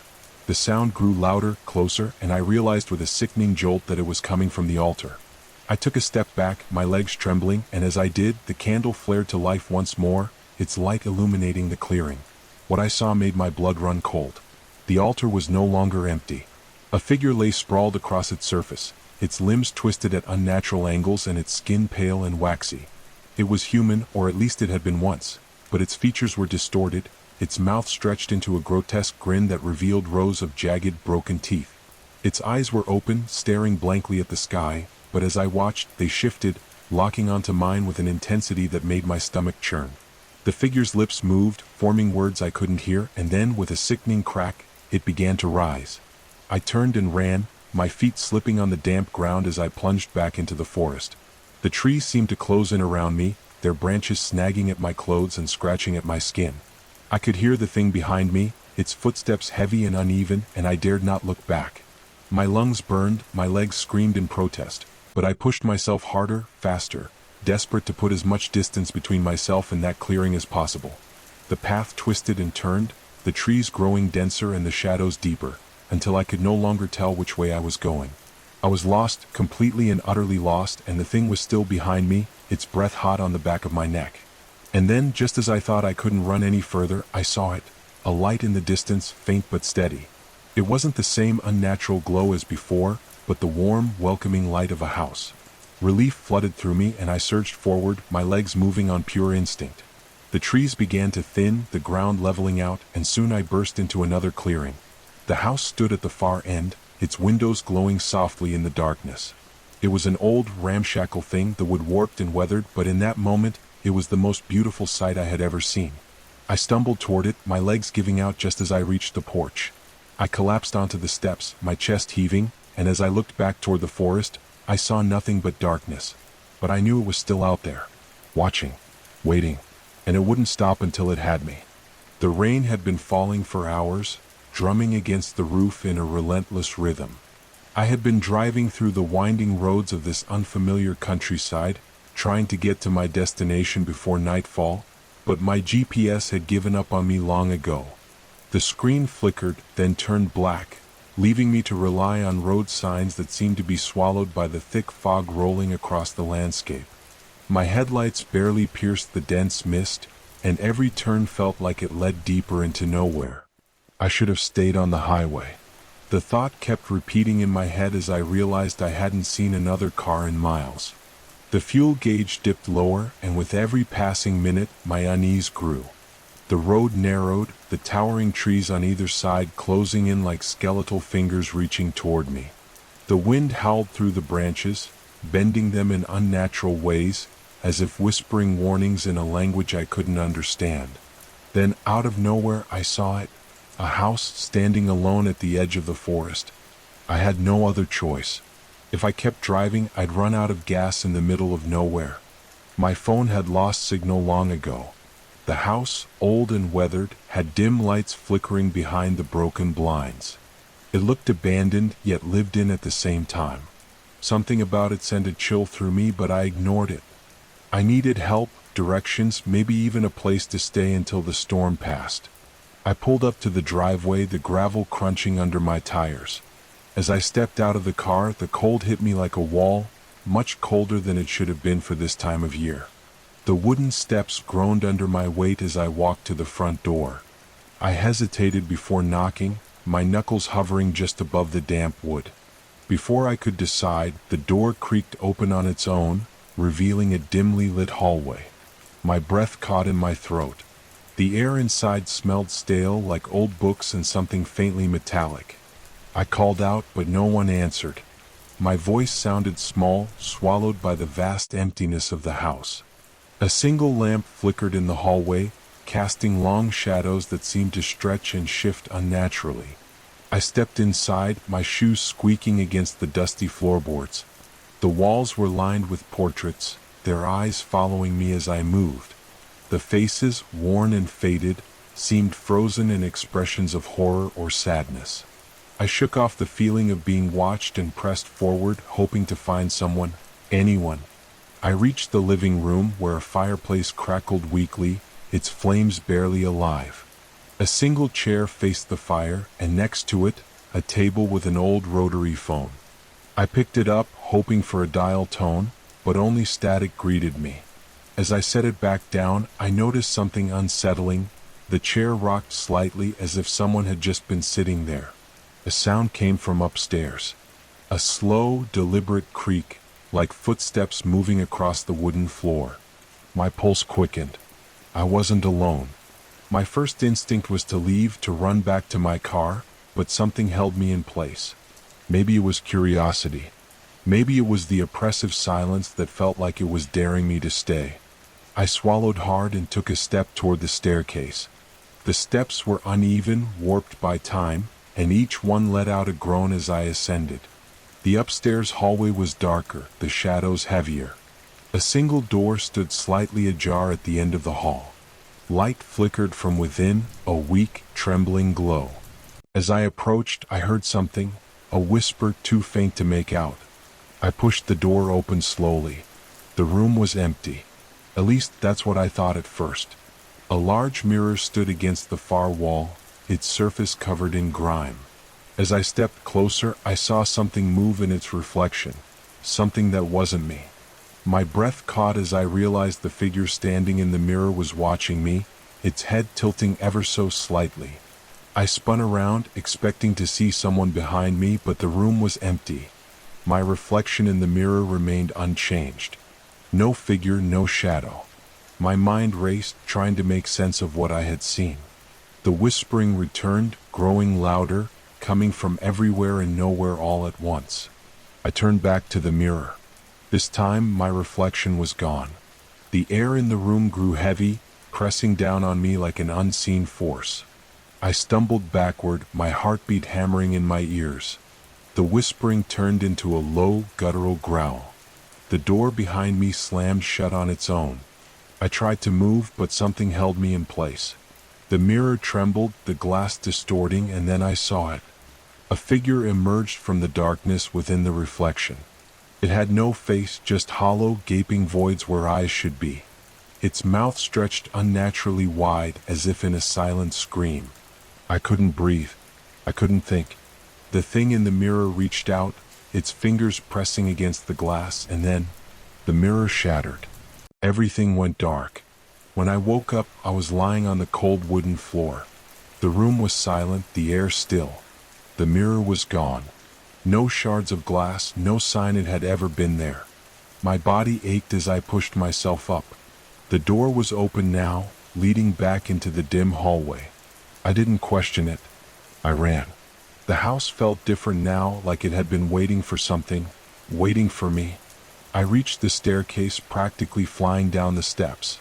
The portraits on the walls were different. Their faces were twisted in agony, mouths open in silent screams. The whispering had returned, but now it was louder, angry. I reached the front door and yanked it open. The storm outside had died, the air eerily still. My car sat in the driveway just as I had left it, but something was wrong. The windows were fogged from the inside. I hesitated. A breath appeared on the glass. Not mine. I didn't move. The breath faded. Then, slowly, letters began to form in the condensation. A single word. Run. I didn't wait to see what happened next. I threw myself into the car, turning the key in the ignition. The engine roared to life and I slammed my foot on the gas. The house disappeared in my rearview mirror, swallowed by the darkness. But as I drove, I felt it. A presence. A weight in the backseat. And then, in the mirror, a whisper.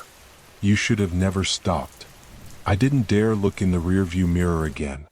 My hands gripped the steering wheel so tightly my knuckles turned white, but I kept my eyes on the road ahead, the winding path stretching endlessly into the darkness. The engine roared as I pressed my foot harder on the gas, the tires skidding slightly against the wet pavement. The thought of what I had seen, what I had heard, clawed at my mind like nails on a chalkboard, but I refused to acknowledge it. If I did, if I let my mind truly accept the reality of what had happened in that house, I knew something inside me would break beyond repair. The night outside was impossibly dark, the thick fog rolling in again, swallowing the road ahead and making it almost impossible to see beyond a few feet. My headlights barely cut through the mist, and for a moment, it felt like I was driving through a void, like the world outside had ceased to exist. My heart pounded in my chest, my breath coming in short, panicked gasps as I tried to convince myself that I was safe now. I was out of that house. I was far away. I was driving, heading toward civilization, toward people, toward safety. But then, a breath, cold, slow, right behind me. I felt it before I heard it, the unmistakable sensation of something just inches away, something watching me, something that didn't belong in my car. My entire body locked up, my muscles screaming in protest as my survival instincts waged war against my terror. I told myself not to look. I knew I shouldn't look, but I did. The rearview mirror. A figure sat in the back seat. I couldn't see its face, not clearly. The shadows in the car stretched unnaturally, curling around the shape like they were alive, like they were part of it. But I could see its eyes, two empty voids, blacker than the night outside, staring at me with something that wasn't hunger, wasn't anger, but something far worse. Recognition. I screamed. The car swerved violently as I yanked the wheel without thinking, the tires skidding against the slick road. The trees on either side of the narrow road blurred as I fought for control, my heart hammering so fast I thought it would burst out of my chest. And then, impact. The world flipped. A sickening crunch of metal and glass filled the air as the car rolled, the seatbelt tightening around me like a vice. I couldn't think, couldn't breathe, couldn't understand what was happening. All I knew was pain, sharp, burning pain in my shoulder, in my ribs, in my head. The car finally came to a stop, landing on its side, the front windshield shattered, shards of glass scattered across the dashboard. My body ached, my vision swam, and for a moment I just sat there, dazed, struggling to breathe past the tightness in my chest. And then I remembered. The thing in the back seat. Panic surged through me, a fresh wave of adrenaline cutting through the pain. I turned, my breath caught in my throat, expecting to see it still sitting there, watching, waiting. But the seat was empty. The back door was open, the fog curling in through the shattered window like fingers reaching inside. It was out. My breathing turned ragged as I fumbled with the seatbelt, my shaking hands struggling to unbuckle it. Every part of my body screamed in protest, but I didn't care. I needed to get out. I needed to run. The moment the latch clicked free, I crawled through the broken windshield, my hands scraping against the jagged edges of glass as I pulled myself out of the wreckage. The night air was freezing, thick with mist and the scent of damp earth. My body felt like it was barely holding together, but I forced myself to stand. Silence. Not just the normal silence of a lonely road at night. A deeper silence. No crickets. No wind. No rustling of trees. Nothing. And then, just as I was about to take a step, I heard it. A whisper. Right behind me. Why did you leave? I didn't turn. I couldn't turn. My legs finally obeyed me and I ran. I had no idea where I was going. The fog was so thick I could barely see my own hands in front of me, but I didn't care. I just ran. My body ached, my lungs burned, but I didn't stop. Every fiber of my being screamed at me to get away, to put as much distance between myself and whatever that thing was as possible. But the whispering followed. It wasn't coming from behind me anymore. It was everywhere, surrounding me, inside me. You shouldn't have left. My steps faltered. The ground beneath me felt wrong, soft, sinking. I looked down, my breath catching as I realized I wasn't standing on the road anymore. It was mud, thick, wet, deep. With every step I took, I sank further. My legs felt like they were being pulled down, like the earth itself was swallowing me whole. I tried to move, tried to fight against it, but it was useless. The more I struggled, the faster I sank. Panic clawed at my throat as the mud reached my waist, then my chest. And then I saw them. Hands, dozens of them. Pale, skeletal fingers emerging from the darkness, clawing at my arms, my legs, my face. I thrashed, screaming, but the hands only tightened their grip, dragging me further down. And then, just before my head went under, I saw it. The house. It stood just ahead, impossibly close, its windows glowing faintly through the fog. The front door was open, waiting, and then I understood. I hadn't escaped. I had never escaped. The thing in the mirror, the thing in the back seat, the whispering in the fog. They had never wanted to kill me. They had only wanted to bring me back. I gasped as the mud closed over my face, swallowing me whole.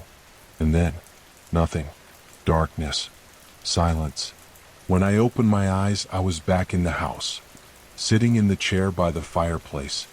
The mirror stood in front of me, clean now, its surface no longer covered in grime. And in its reflection I saw myself. Only, it wasn't me. It was something else. Something with my face, my body, but its eyes, they were hollow, empty, just like the thing that had been in the back seat. And then, it smiled. I stared at the reflection, frozen in place. My body felt numb, like I wasn't even in control anymore. The thing in the mirror, my reflection, tilted its head ever so slightly, studying me with those hollow, soulless eyes. The longer I looked, the more I felt something inside me unravel, like my very essence was slipping away. My breaths came in shallow gasps, the air in the room thick, suffocating. The fire crackled softly behind me, casting flickering shadows across the walls, but I could no longer feel its warmth. It was as if the heat had been drained from the room, from my body, from my soul. Then it moved. Not in the way a reflection should move. It didn't simply mimic me. It stepped forward. I recoiled, my body instinctively jerking back, but the reflection didn't stop. It leaned in closer, its twisted grin widening as it pressed its hands against the glass, as if trying to push through. My stomach twisted in horror, my instincts screaming at me to run, but I couldn't move. My legs refused to obey. And then, it spoke. You left, but you were always meant to return. Its voice wasn't mine.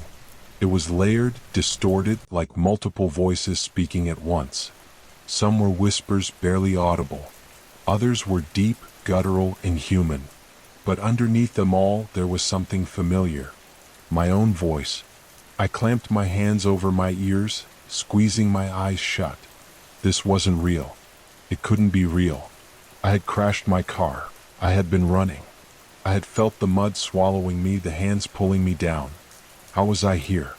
How was I back in this house? A sharp, rhythmic knocking sound filled the room. My eyes snapped open, my pulse spiking. It was coming from the mirror. My reflection was gone, but the surface of the glass trembled as though something were behind it, knocking, no, pounding. Harder. Faster. The sound reverberated through the walls, through my skull. And then the glass shattered. I ducked, shielding my face as shards rained down around me. But the expected pain never came.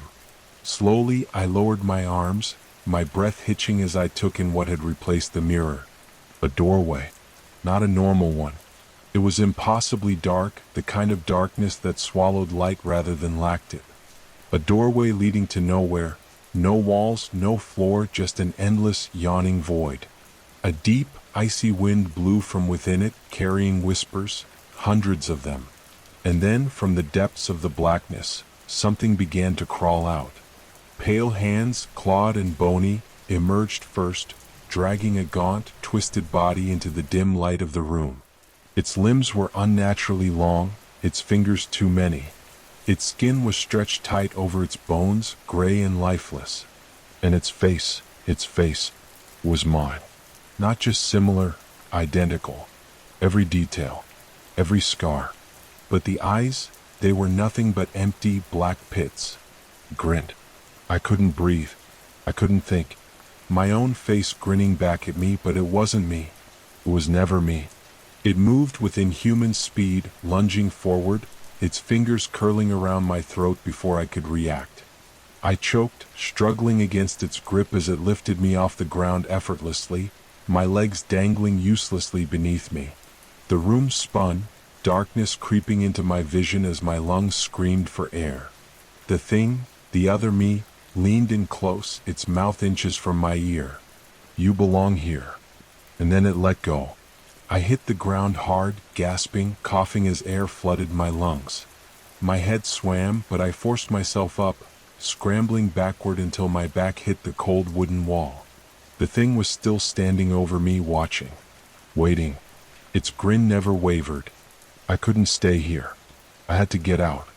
Ignoring the pain screaming through my body, I lunged to my feet and bolted toward the door. My hands fumbled with the handle, but when I pulled, it didn't budge. Locked. Of course it was locked. A whisper slithered through the room, curling around me like an invisible hand. I had always been a skeptic when it came to ghost stories. People love to exaggerate, adding layers of mystery to the mundane, turning creaks in the floorboards into whispers of the damned. I never believed in the supernatural. That is, until I moved into the old house at the end of Hollow Creek Road.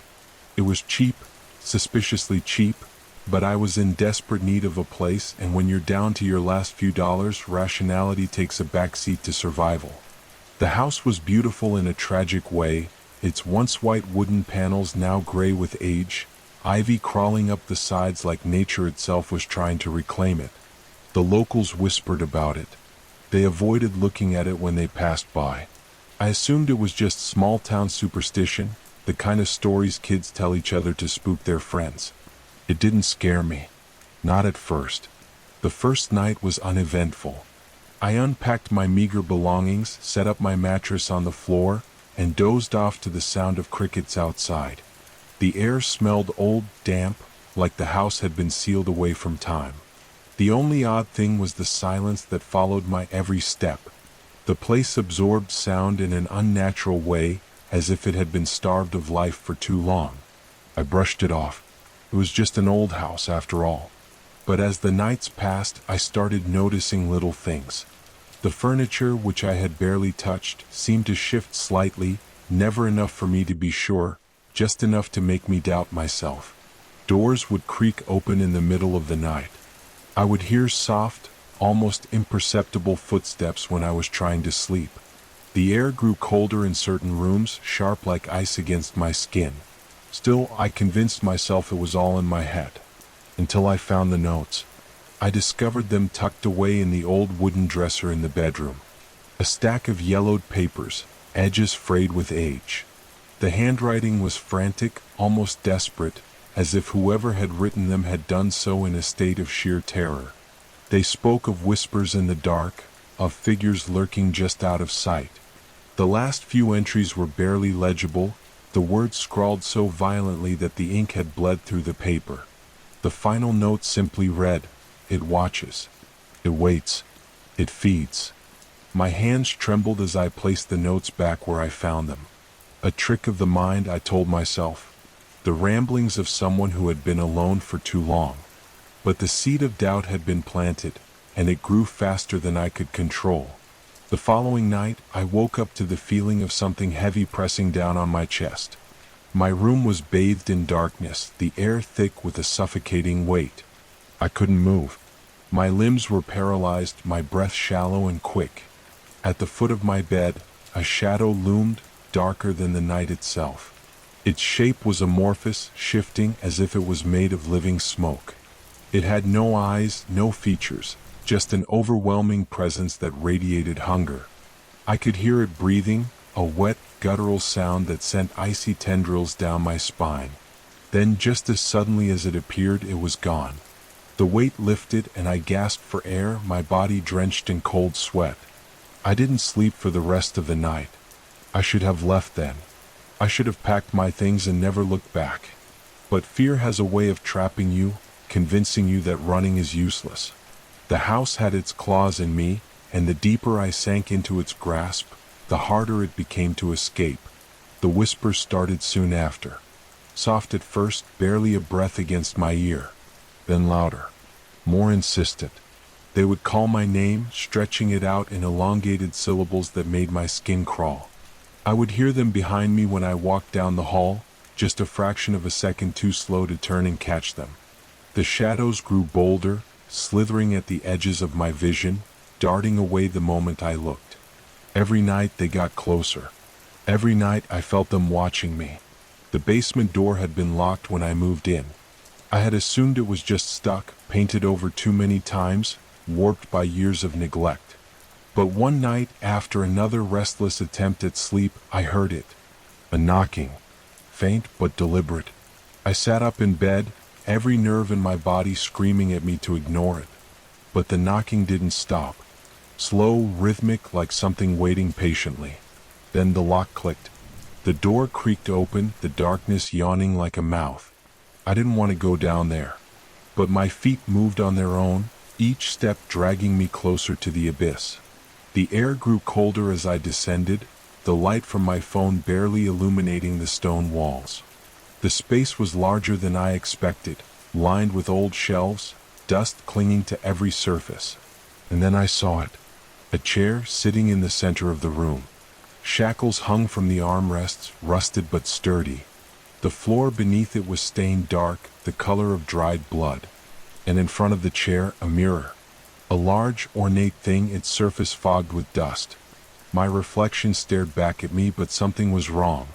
The longer I looked, the more I realized it wasn't me. The face in the mirror was twisted, the mouth too wide, the eyes hollow voids of darkness. And then it moved. Not in sync with me, not as a reflection should, but on its own. It smiled. My blood turned to ice. I turned to run, but the air shifted and the thing in the mirror stepped out. I don't remember what happened after that. Just flashes of movement, pain lancing through my skull, the sensation of being dragged. When I woke up, I was back in my bed, the morning sun streaming through the window. The house was silent. Too silent. I wanted to believe it had been a dream, a fevered nightmare conjured by exhaustion and fear. But when I looked in the mirror, my reflection didn't follow. It just watched, its lips curling into that same unnatural smile. And then, in a voice that wasn't mine, it whispered, "It's your turn now." I wanted to scream, but my throat locked up as if invisible fingers had wrapped around it. My reflection, no, the thing in the mirror, watched me with unblinking, hollow eyes. I backed away, my legs trembling, but every movement I made felt sluggish, like I was moving through water. The air in the room was thick, suffocating, carrying the scent of something rotten, something old. My heart pounded against my ribs as the thing in the mirror tilted its head, mimicking my fear but twisting it into something wrong. Then it stepped forward, not in the reflection, into the room. Its bare feet touched the wooden floor, leaving dark, wet footprints behind. My body was frozen in place, my breath coming in short, ragged gasps. It was me, same height, same face, but its smile stretched too wide, its teeth too sharp. It didn't blink. It didn't breathe. Just watched. Then, in my voice but layered with something deeper, something inhuman, it whispered, "You can't run."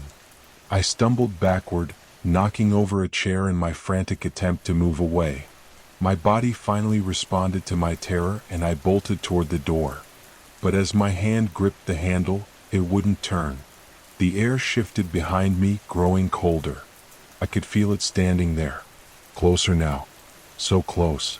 Its breath, if it had any, was like ice against the back of my neck. I squeezed my eyes shut, willing myself to wake up. This had to be a nightmare. It had to be. But when I opened them again, the room was different. The walls, once covered in peeling wallpaper, were now raw stone. The window was gone. The air was damp, the smell of decay stronger. I spun around, my chest tightening. The mirror was still there, but I wasn't in it anymore. The reflection showed an empty room, my doppelganger nowhere to be seen.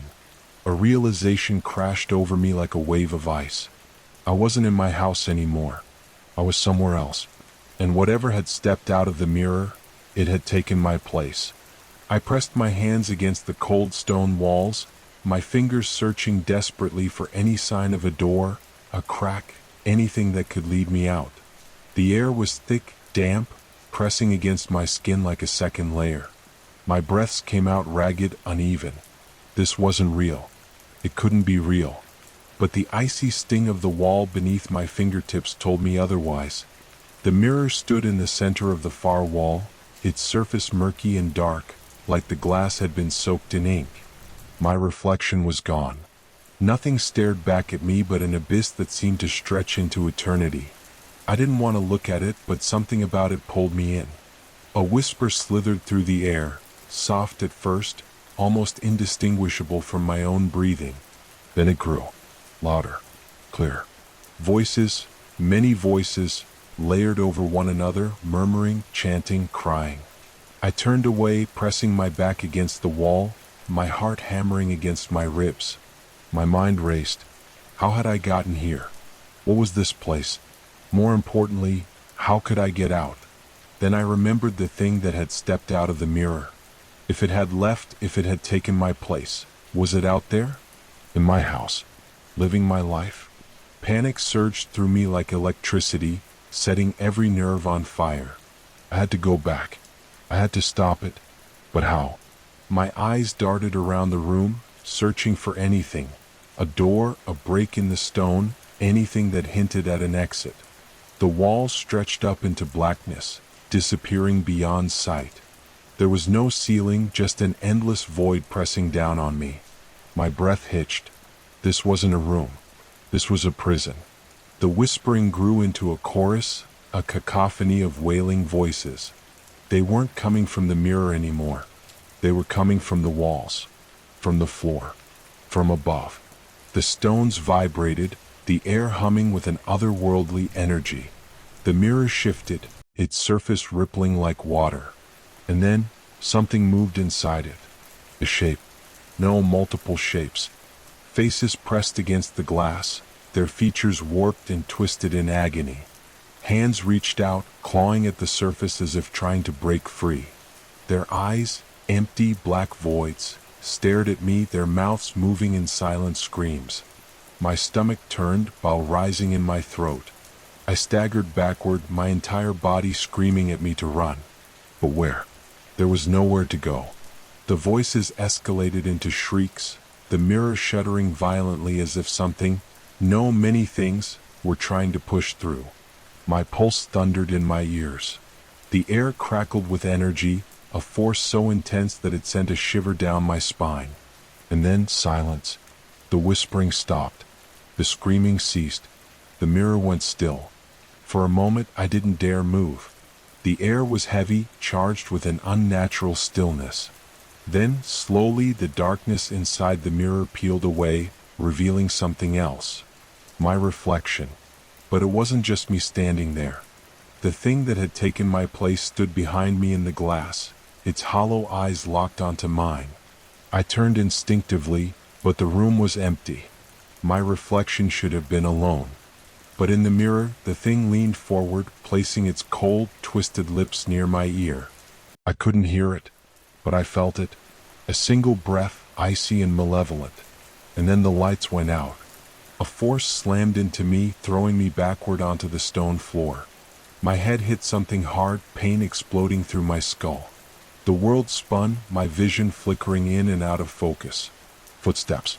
Slow. Measured. They echoed through the darkness, each step deliberate. Closer. Closer. A hand brushed against my ankle. I kicked wildly, scrambling backward, my breath coming in sharp, panicked gasps. The air around me shifted, the temperature dropping so drastically that I could see my breath. I tried to stand, but my limbs felt sluggish, heavy, as if something unseen was pressing down on me. Then, asterisk whispers, asterisk. Not from the walls. Not from the mirror. From right next to my ear. You are home now, I screamed. A blinding flash erupted from the mirror, illuminating the entire room in a sickly white glow. Shadows twisted and convulsed around me, writhing like living things. The pressure in my head intensified, a sharp, searing pain that made me want to claw at my skull. The mirror's surface was no longer solid. It was a swirling vortex, pulling everything toward it. And then I was falling. The darkness swallowed me whole. I don't know how long I was unconscious. Seconds? Minutes? Hours? When I opened my eyes, I was lying on the floor of my bedroom. My actual bedroom. The wooden walls. The dusty air. My bed right where I had left it. Relief flooded me, washing over my body like a wave of warmth. Had it been a nightmare? A hallucination? Then I saw the mirror. It was no longer warped, no longer cracked. Just a plain, ordinary mirror reflecting my terrified face. I let out a shaky breath, trying to calm my pounding heart. Maybe it had been a dream. Maybe I had imagined it all. Then I blinked, and my reflection didn't. My stomach dropped. I took a hesitant step forward, staring into the mirror with wide, unblinking eyes. My reflection stood motionless, watching me. And then, slowly, painfully, it smiled. Not my smile. Its smile. And then it whispered, "I told you. You can't run." Do you want me to continue the story even further, or are you planning to take it from here? I can expand on the suspense, add more psychological horror, or even introduce a deeper mystery. Let me know how you'd like it to evolve. I stumbled back from the mirror, my breath catching in my throat. My reflection, no, the thing, continued to grin, its eyes dark pits of endless nothingness. My legs felt weak, trembling beneath me as I reached for the door. My fingers wrapped around the handle, desperate to yank it open and escape this nightmare. But as I turned the knob, it wouldn't budge. What? I twisted it harder, yanking, pulling with all my strength. My heartbeat thundered in my ears. The air in the room grew heavy, thick, pressing against my skin like an invisible force. I turned back toward the mirror and my reflection was gone. The glass stood empty, a dark, hollow void stretching endlessly. Then something moved. A shadow slithered beneath the surface, shifting and contorting. My pulse hammered. The air crackled with unseen energy, the silence pressing in, suffocating. Then, in the stillness, I heard it. A soft tap, like fingers drumming against glass. Then another, and another. My entire body tensed as a hand emerged from the mirror. Pale, elongated fingers pressed against the glass, pushing outward as though something was trying to climb through. My breath hitched. The fingers curled, nails scraping lightly, deliberately. The mirror trembled. A faint hum filled the room, a low, droning sound, like something just beyond the realm of human hearing. Then, a face pushed through. It was me, but not me. Its features were stretched, distorted, its mouth too wide, its eyes too hollow. The skin was sickly, almost translucent. It stepped forward, its movements slow, deliberate, unnatural. Every instinct in my body screamed at me to run, but there was nowhere to go. I was trapped. It tilted its head, studying me. Then, in a voice that was almost, but not quite, mine, it whispered, "You left the door open." A cold chill slithered down my spine. I had no idea what it meant. But then, it moved. It lunged. I barely had time to react before it was on me, its fingers wrapping around my wrists. Ice spread through my veins at its touch, a numbing, suffocating cold. Its grip was wrong, too strong, too solid. I thrashed, kicking and twisting, but it held firm. Its face was inches from mine now, that same eerie grin stretched across its lips. "You don't belong here," it whispered. Then, I was falling. The world around me twisted, distorting like a warped reflection in water. My stomach lurched, and a force pulled me downward, yanking me into darkness. My screams were swallowed by the void as the air rushed past me. The sensation was unbearable, as if my body was being unraveled, pulled apart thread by thread. Then, just as suddenly as it began, it stopped. I hit the ground with a hard thud, pain jolting through my body. My vision blurred, my mind swimming with confusion and panic. I gasped for air, my lungs burning. The floor beneath me was cold, smooth. Not the wooden floor of my bedroom. Stone. I pushed myself up, my limbs aching, my head throbbing.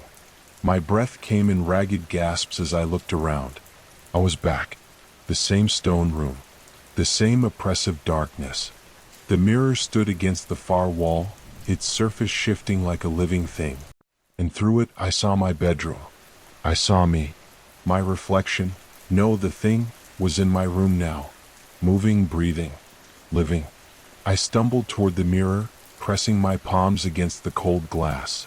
"Let me out," I whispered. "Please." The thing in my place turned its head as if hearing me. Slowly it walked toward the mirror, its steps unhurried, purposeful. It reached up, placing its palm against the other side of the glass. Its eyes met mine, and then it smiled. The same twisted, unnatural grin. Then it turned away. It walked toward the door, my door, reached for the handle and opened it. The last thing I saw before the mirror darkened was me stepping into the world. I pounded against the glass, screaming, "No, stop. That's my life. You can't." The mirror shattered. Darkness swallowed me whole. The silence was deafening. I wasn't in the stone room anymore. I wasn't anywhere. There was nothing. No walls, no floor, no air. Just empty, endless blackness stretching forever. I tried to move, but my body wouldn't respond. I tried to scream, but there was no sound. Then from the void, whispers. Soft at first, then growing. A chorus of voices, overlapping, murmuring, crying, laughing, screaming. The realization hit me like ice in my veins. I wasn't alone. There were others here, and we were all trapped. It started with the knocking. At first, I thought I was imagining it, just the house settling, the wind playing tricks on me. But as I lay in bed, staring at the ceiling, I heard it again. 3 slow, deliberate knocks. Not at the front door, but from somewhere inside the house. My chest tightened. I lived alone. I sat up, straining to hear. Silence. The kind of silence that feels too thick, too unnatural, as if the world itself was holding its breath. I reached for my phone and checked the time, 3:12 a.m. Of course, nothing good ever happens at 3 a.m. A part of me wanted to ignore it, roll over, and force myself to sleep. But another part, the one prickling with unease, wouldn't let me. I slid out of bed, careful not to make a sound. The hardwood floor was cold beneath my feet. I moved slowly, pausing between each step, listening. Nothing. Maybe I had imagined it. Maybe my mind was just playing tricks on me. Then it came again. 3 knocks. Closer this time. My breath caught in my throat. I wasn't crazy. I wasn't dreaming. Something was in the house. I crept toward the bedroom door and pressed my ear against it. The silence stretched on for what felt like forever. Then, just as I was about to pull away, I heard it, a faint shuffling sound like something dragging across the floor. My stomach twisted. I didn't want to open the door. I didn't want to see what was out there. But I had to. My fingers trembled as I turned the knob, slowly, carefully. The door creaked open an inch, then another. The hallway was dark, the only light coming from the dim glow of the night light in the living room. I stepped out, barely breathing. The air felt heavy, charged, as if something unseen was watching me. I turned my head, scanning the hallway, the living room, the kitchen beyond. Nothing. Just the same empty silence.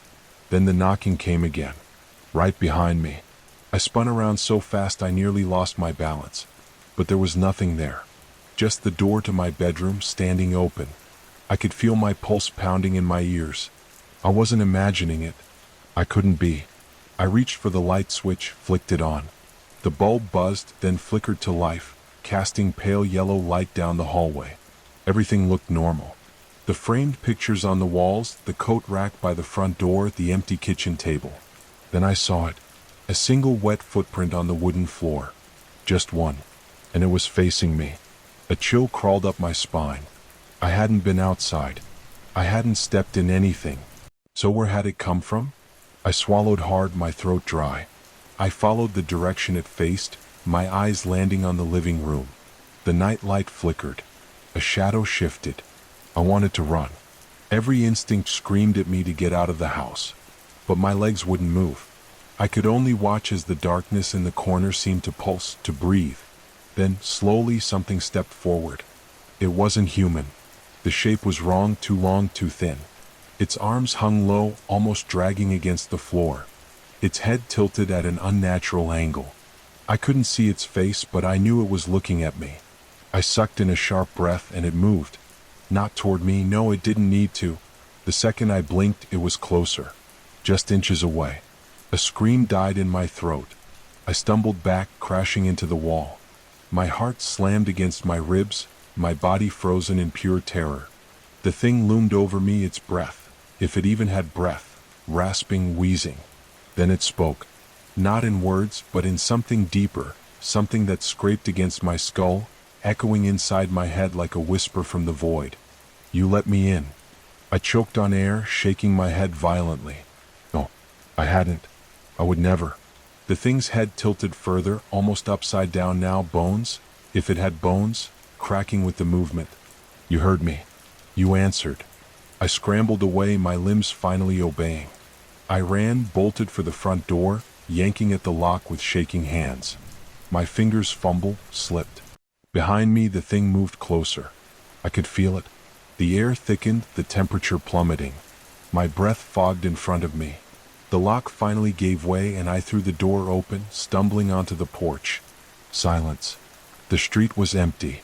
The world outside felt normal, untouched. But I knew it wasn't.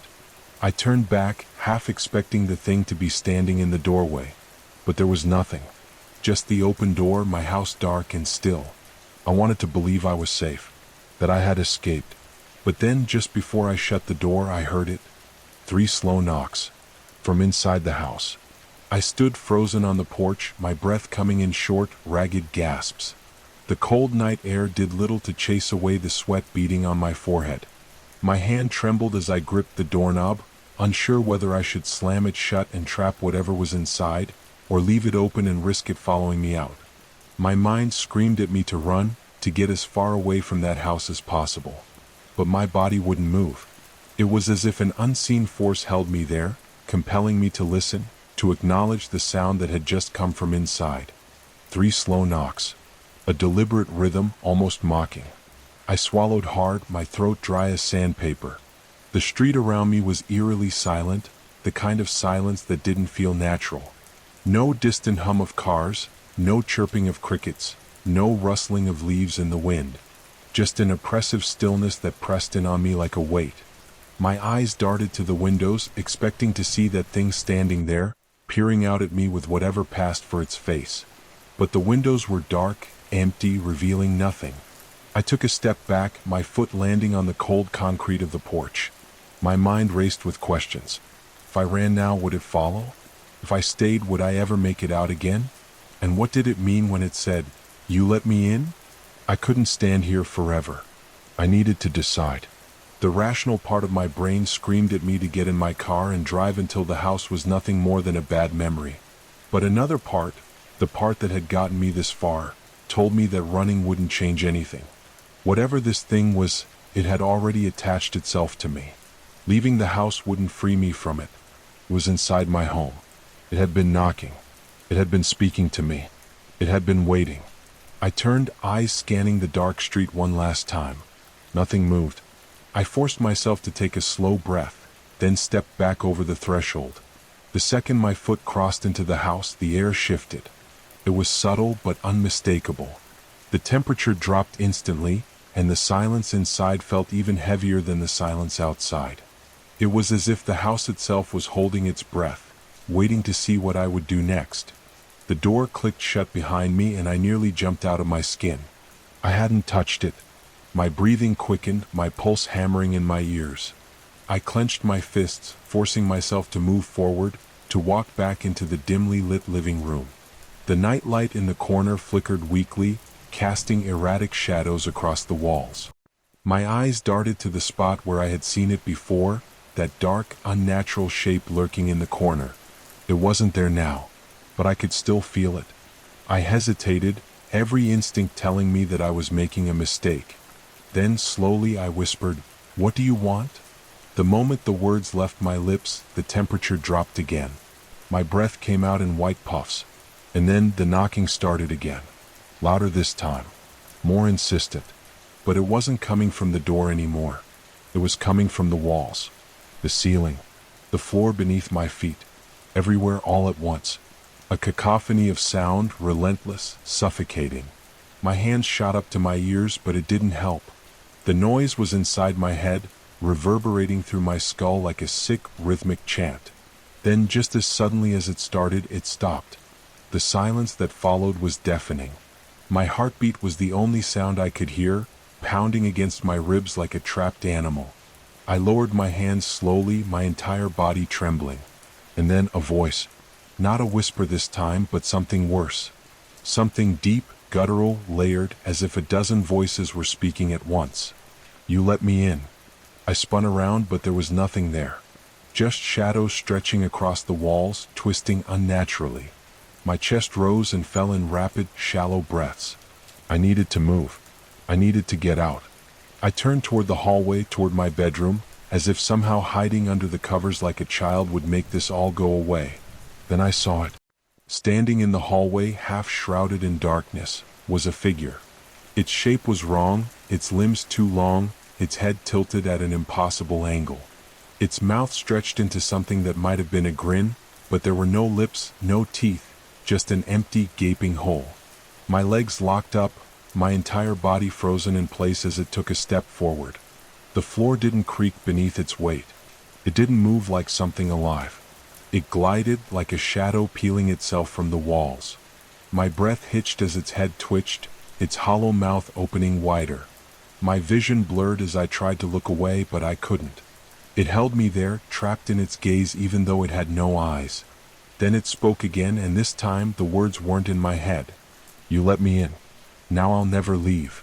The air around me thickened, pressing against my skin, suffocating. My legs buckled and I stumbled back. The moment my hand touched the wall for support, I felt something cold, slick, like rotting flesh beneath my fingertips. I recoiled while rising in my throat. My eyes darted around the room, searching for any way out, any escape. But there was none. And then the lights went out. Total darkness swallowed me, so absolute that I couldn't even see my own hands in front of my face. My breathing grew ragged, panicked. The silence stretched on, suffocating, unbearable. Then, just as I opened my mouth to scream, I felt it. A breath. Right against my ear. You are mine now. I ran. I don't know how I moved in the dark, but my body obeyed, fueled by pure, unfiltered terror. I crashed into furniture, stumbled over unseen obstacles, but I didn't stop. I could feel it behind me, so close, reaching, grasping. I made it to the front door, my hands fumbling desperately with the lock. My fingers shook violently, slipping, failing. Then, just as I felt something cold graze the back of my neck, the door burst open. Light flooded in, bright and blinding. I fell forward onto the porch, gasping, my body convulsing in terror. The air outside felt warm, real, safe. I scrambled to my feet and turned back toward the house, half expecting to see it standing in the doorway. But the house was dark, silent. I took a step back, then another. My entire body trembled as I tried to process what had just happened. I should leave. I should never come back. But as I turned to run, my eyes caught something on the door frame. Something etched into the wood, something that hadn't been there before. A single word, deeply carved, almost burned into the surface. Welcome. All right, here's the continuation of your horror story in first-person perspective with long, suspenseful paragraphs. I staggered back, my breath shallow, my heart hammering so hard it felt like my ribs might crack under the pressure. The word carved into the doorframe sent an icy shiver down my spine. Welcome. The letters were deep, jagged, almost as if something had clawed them into the wood rather than carving them with a tool. My mind reeled. I hadn't seen those letters when I first arrived.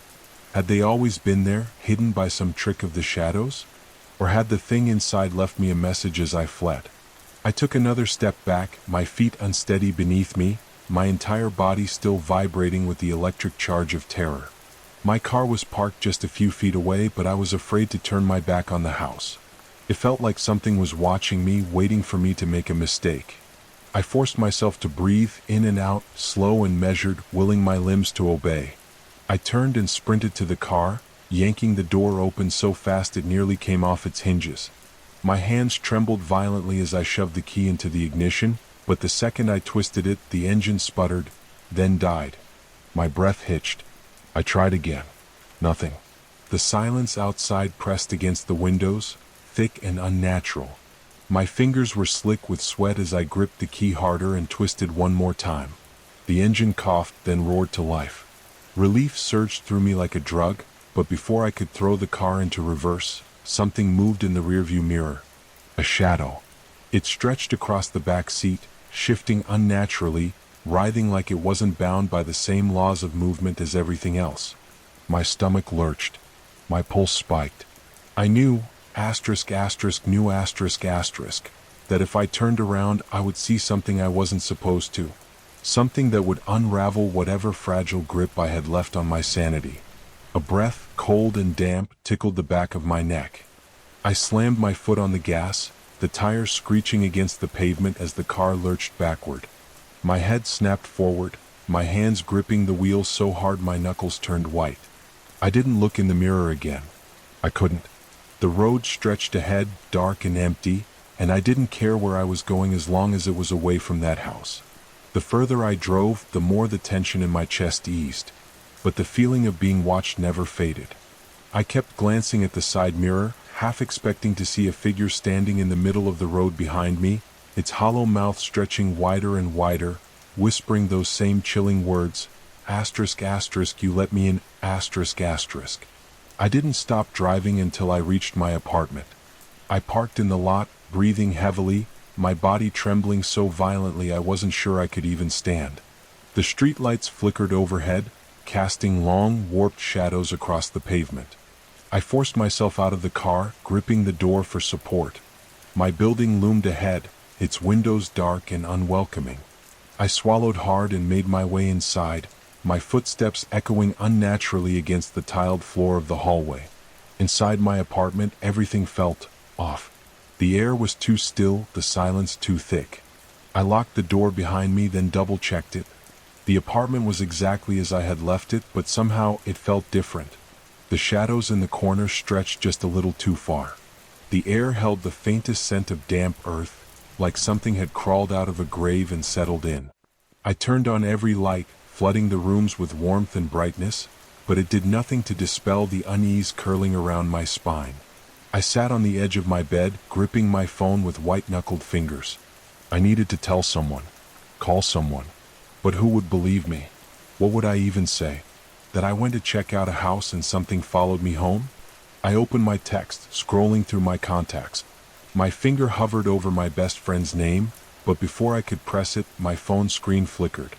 And then the lights in my apartment went out. Darkness swallowed me whole. I sucked in a sharp breath, my entire body locking up. The room was silent. Too silent. My pulse pounded in my ears, every muscle in my body tensed. Then, from the farthest corner of the room, I heard it. A whisper. Oh, guttural. Dragging across the walls like nails against stone. You let me in. My breath hitched, my heart slamming into my ribs. I reached for my phone, but the screen had gone black. The air grew heavy, thick with something unseen. I could feel it pressing against my skin, crawling up my spine. Then, a creak, slow, deliberate, right beside my bed. I squeezed my eyes shut. No, it's not real. If I don't look, it's not real. Another creak, closer. And then the mattress dipped. Something was sitting beside me. A cold breath slid down my neck, and I felt the mattress shift again as it moved, pressing closer. My entire body was paralyzed, every instinct screaming at me to run, to fight, to do something. But I couldn't. I could only sit there, trembling as the darkness wrapped itself around me. Then something touched my arm. A hand, thin, impossibly long fingers, the skin ice cold and damp. My stomach twisted, nausea clawing up my throat. My breath hitched, a strangled sound escaping my lips. The fingers curled, gripping my arm, pressing down, too strong, too tight. Then a voice, right in my ear. I never left. The lights snapped back on. I bolted upright, gasping, my entire body drenched in cold sweat. My arm was still tingling where it had touched me, the phantom pressure of those fingers lingering on my skin. My breath came in ragged gasps as I whipped my head around. Nothing was there. But the door to my bedroom, the door I had locked, was wide open. And carved into the wood, deep and jagged, were the same letters from the house. Welcome. A choked sob clawed its way up my throat. This wasn't over. It would never be over. because I had let it in. And now it was never going to leave. I didn't sleep that night. I couldn't. The words carved into my door stood as a silent testament to what I had done, what I had let in. Every time I closed my eyes, I could feel it, something watching me, breathing in the darkness, shifting just beyond the edges of my perception. The air in my apartment had changed. It was thicker now, heavier, like the walls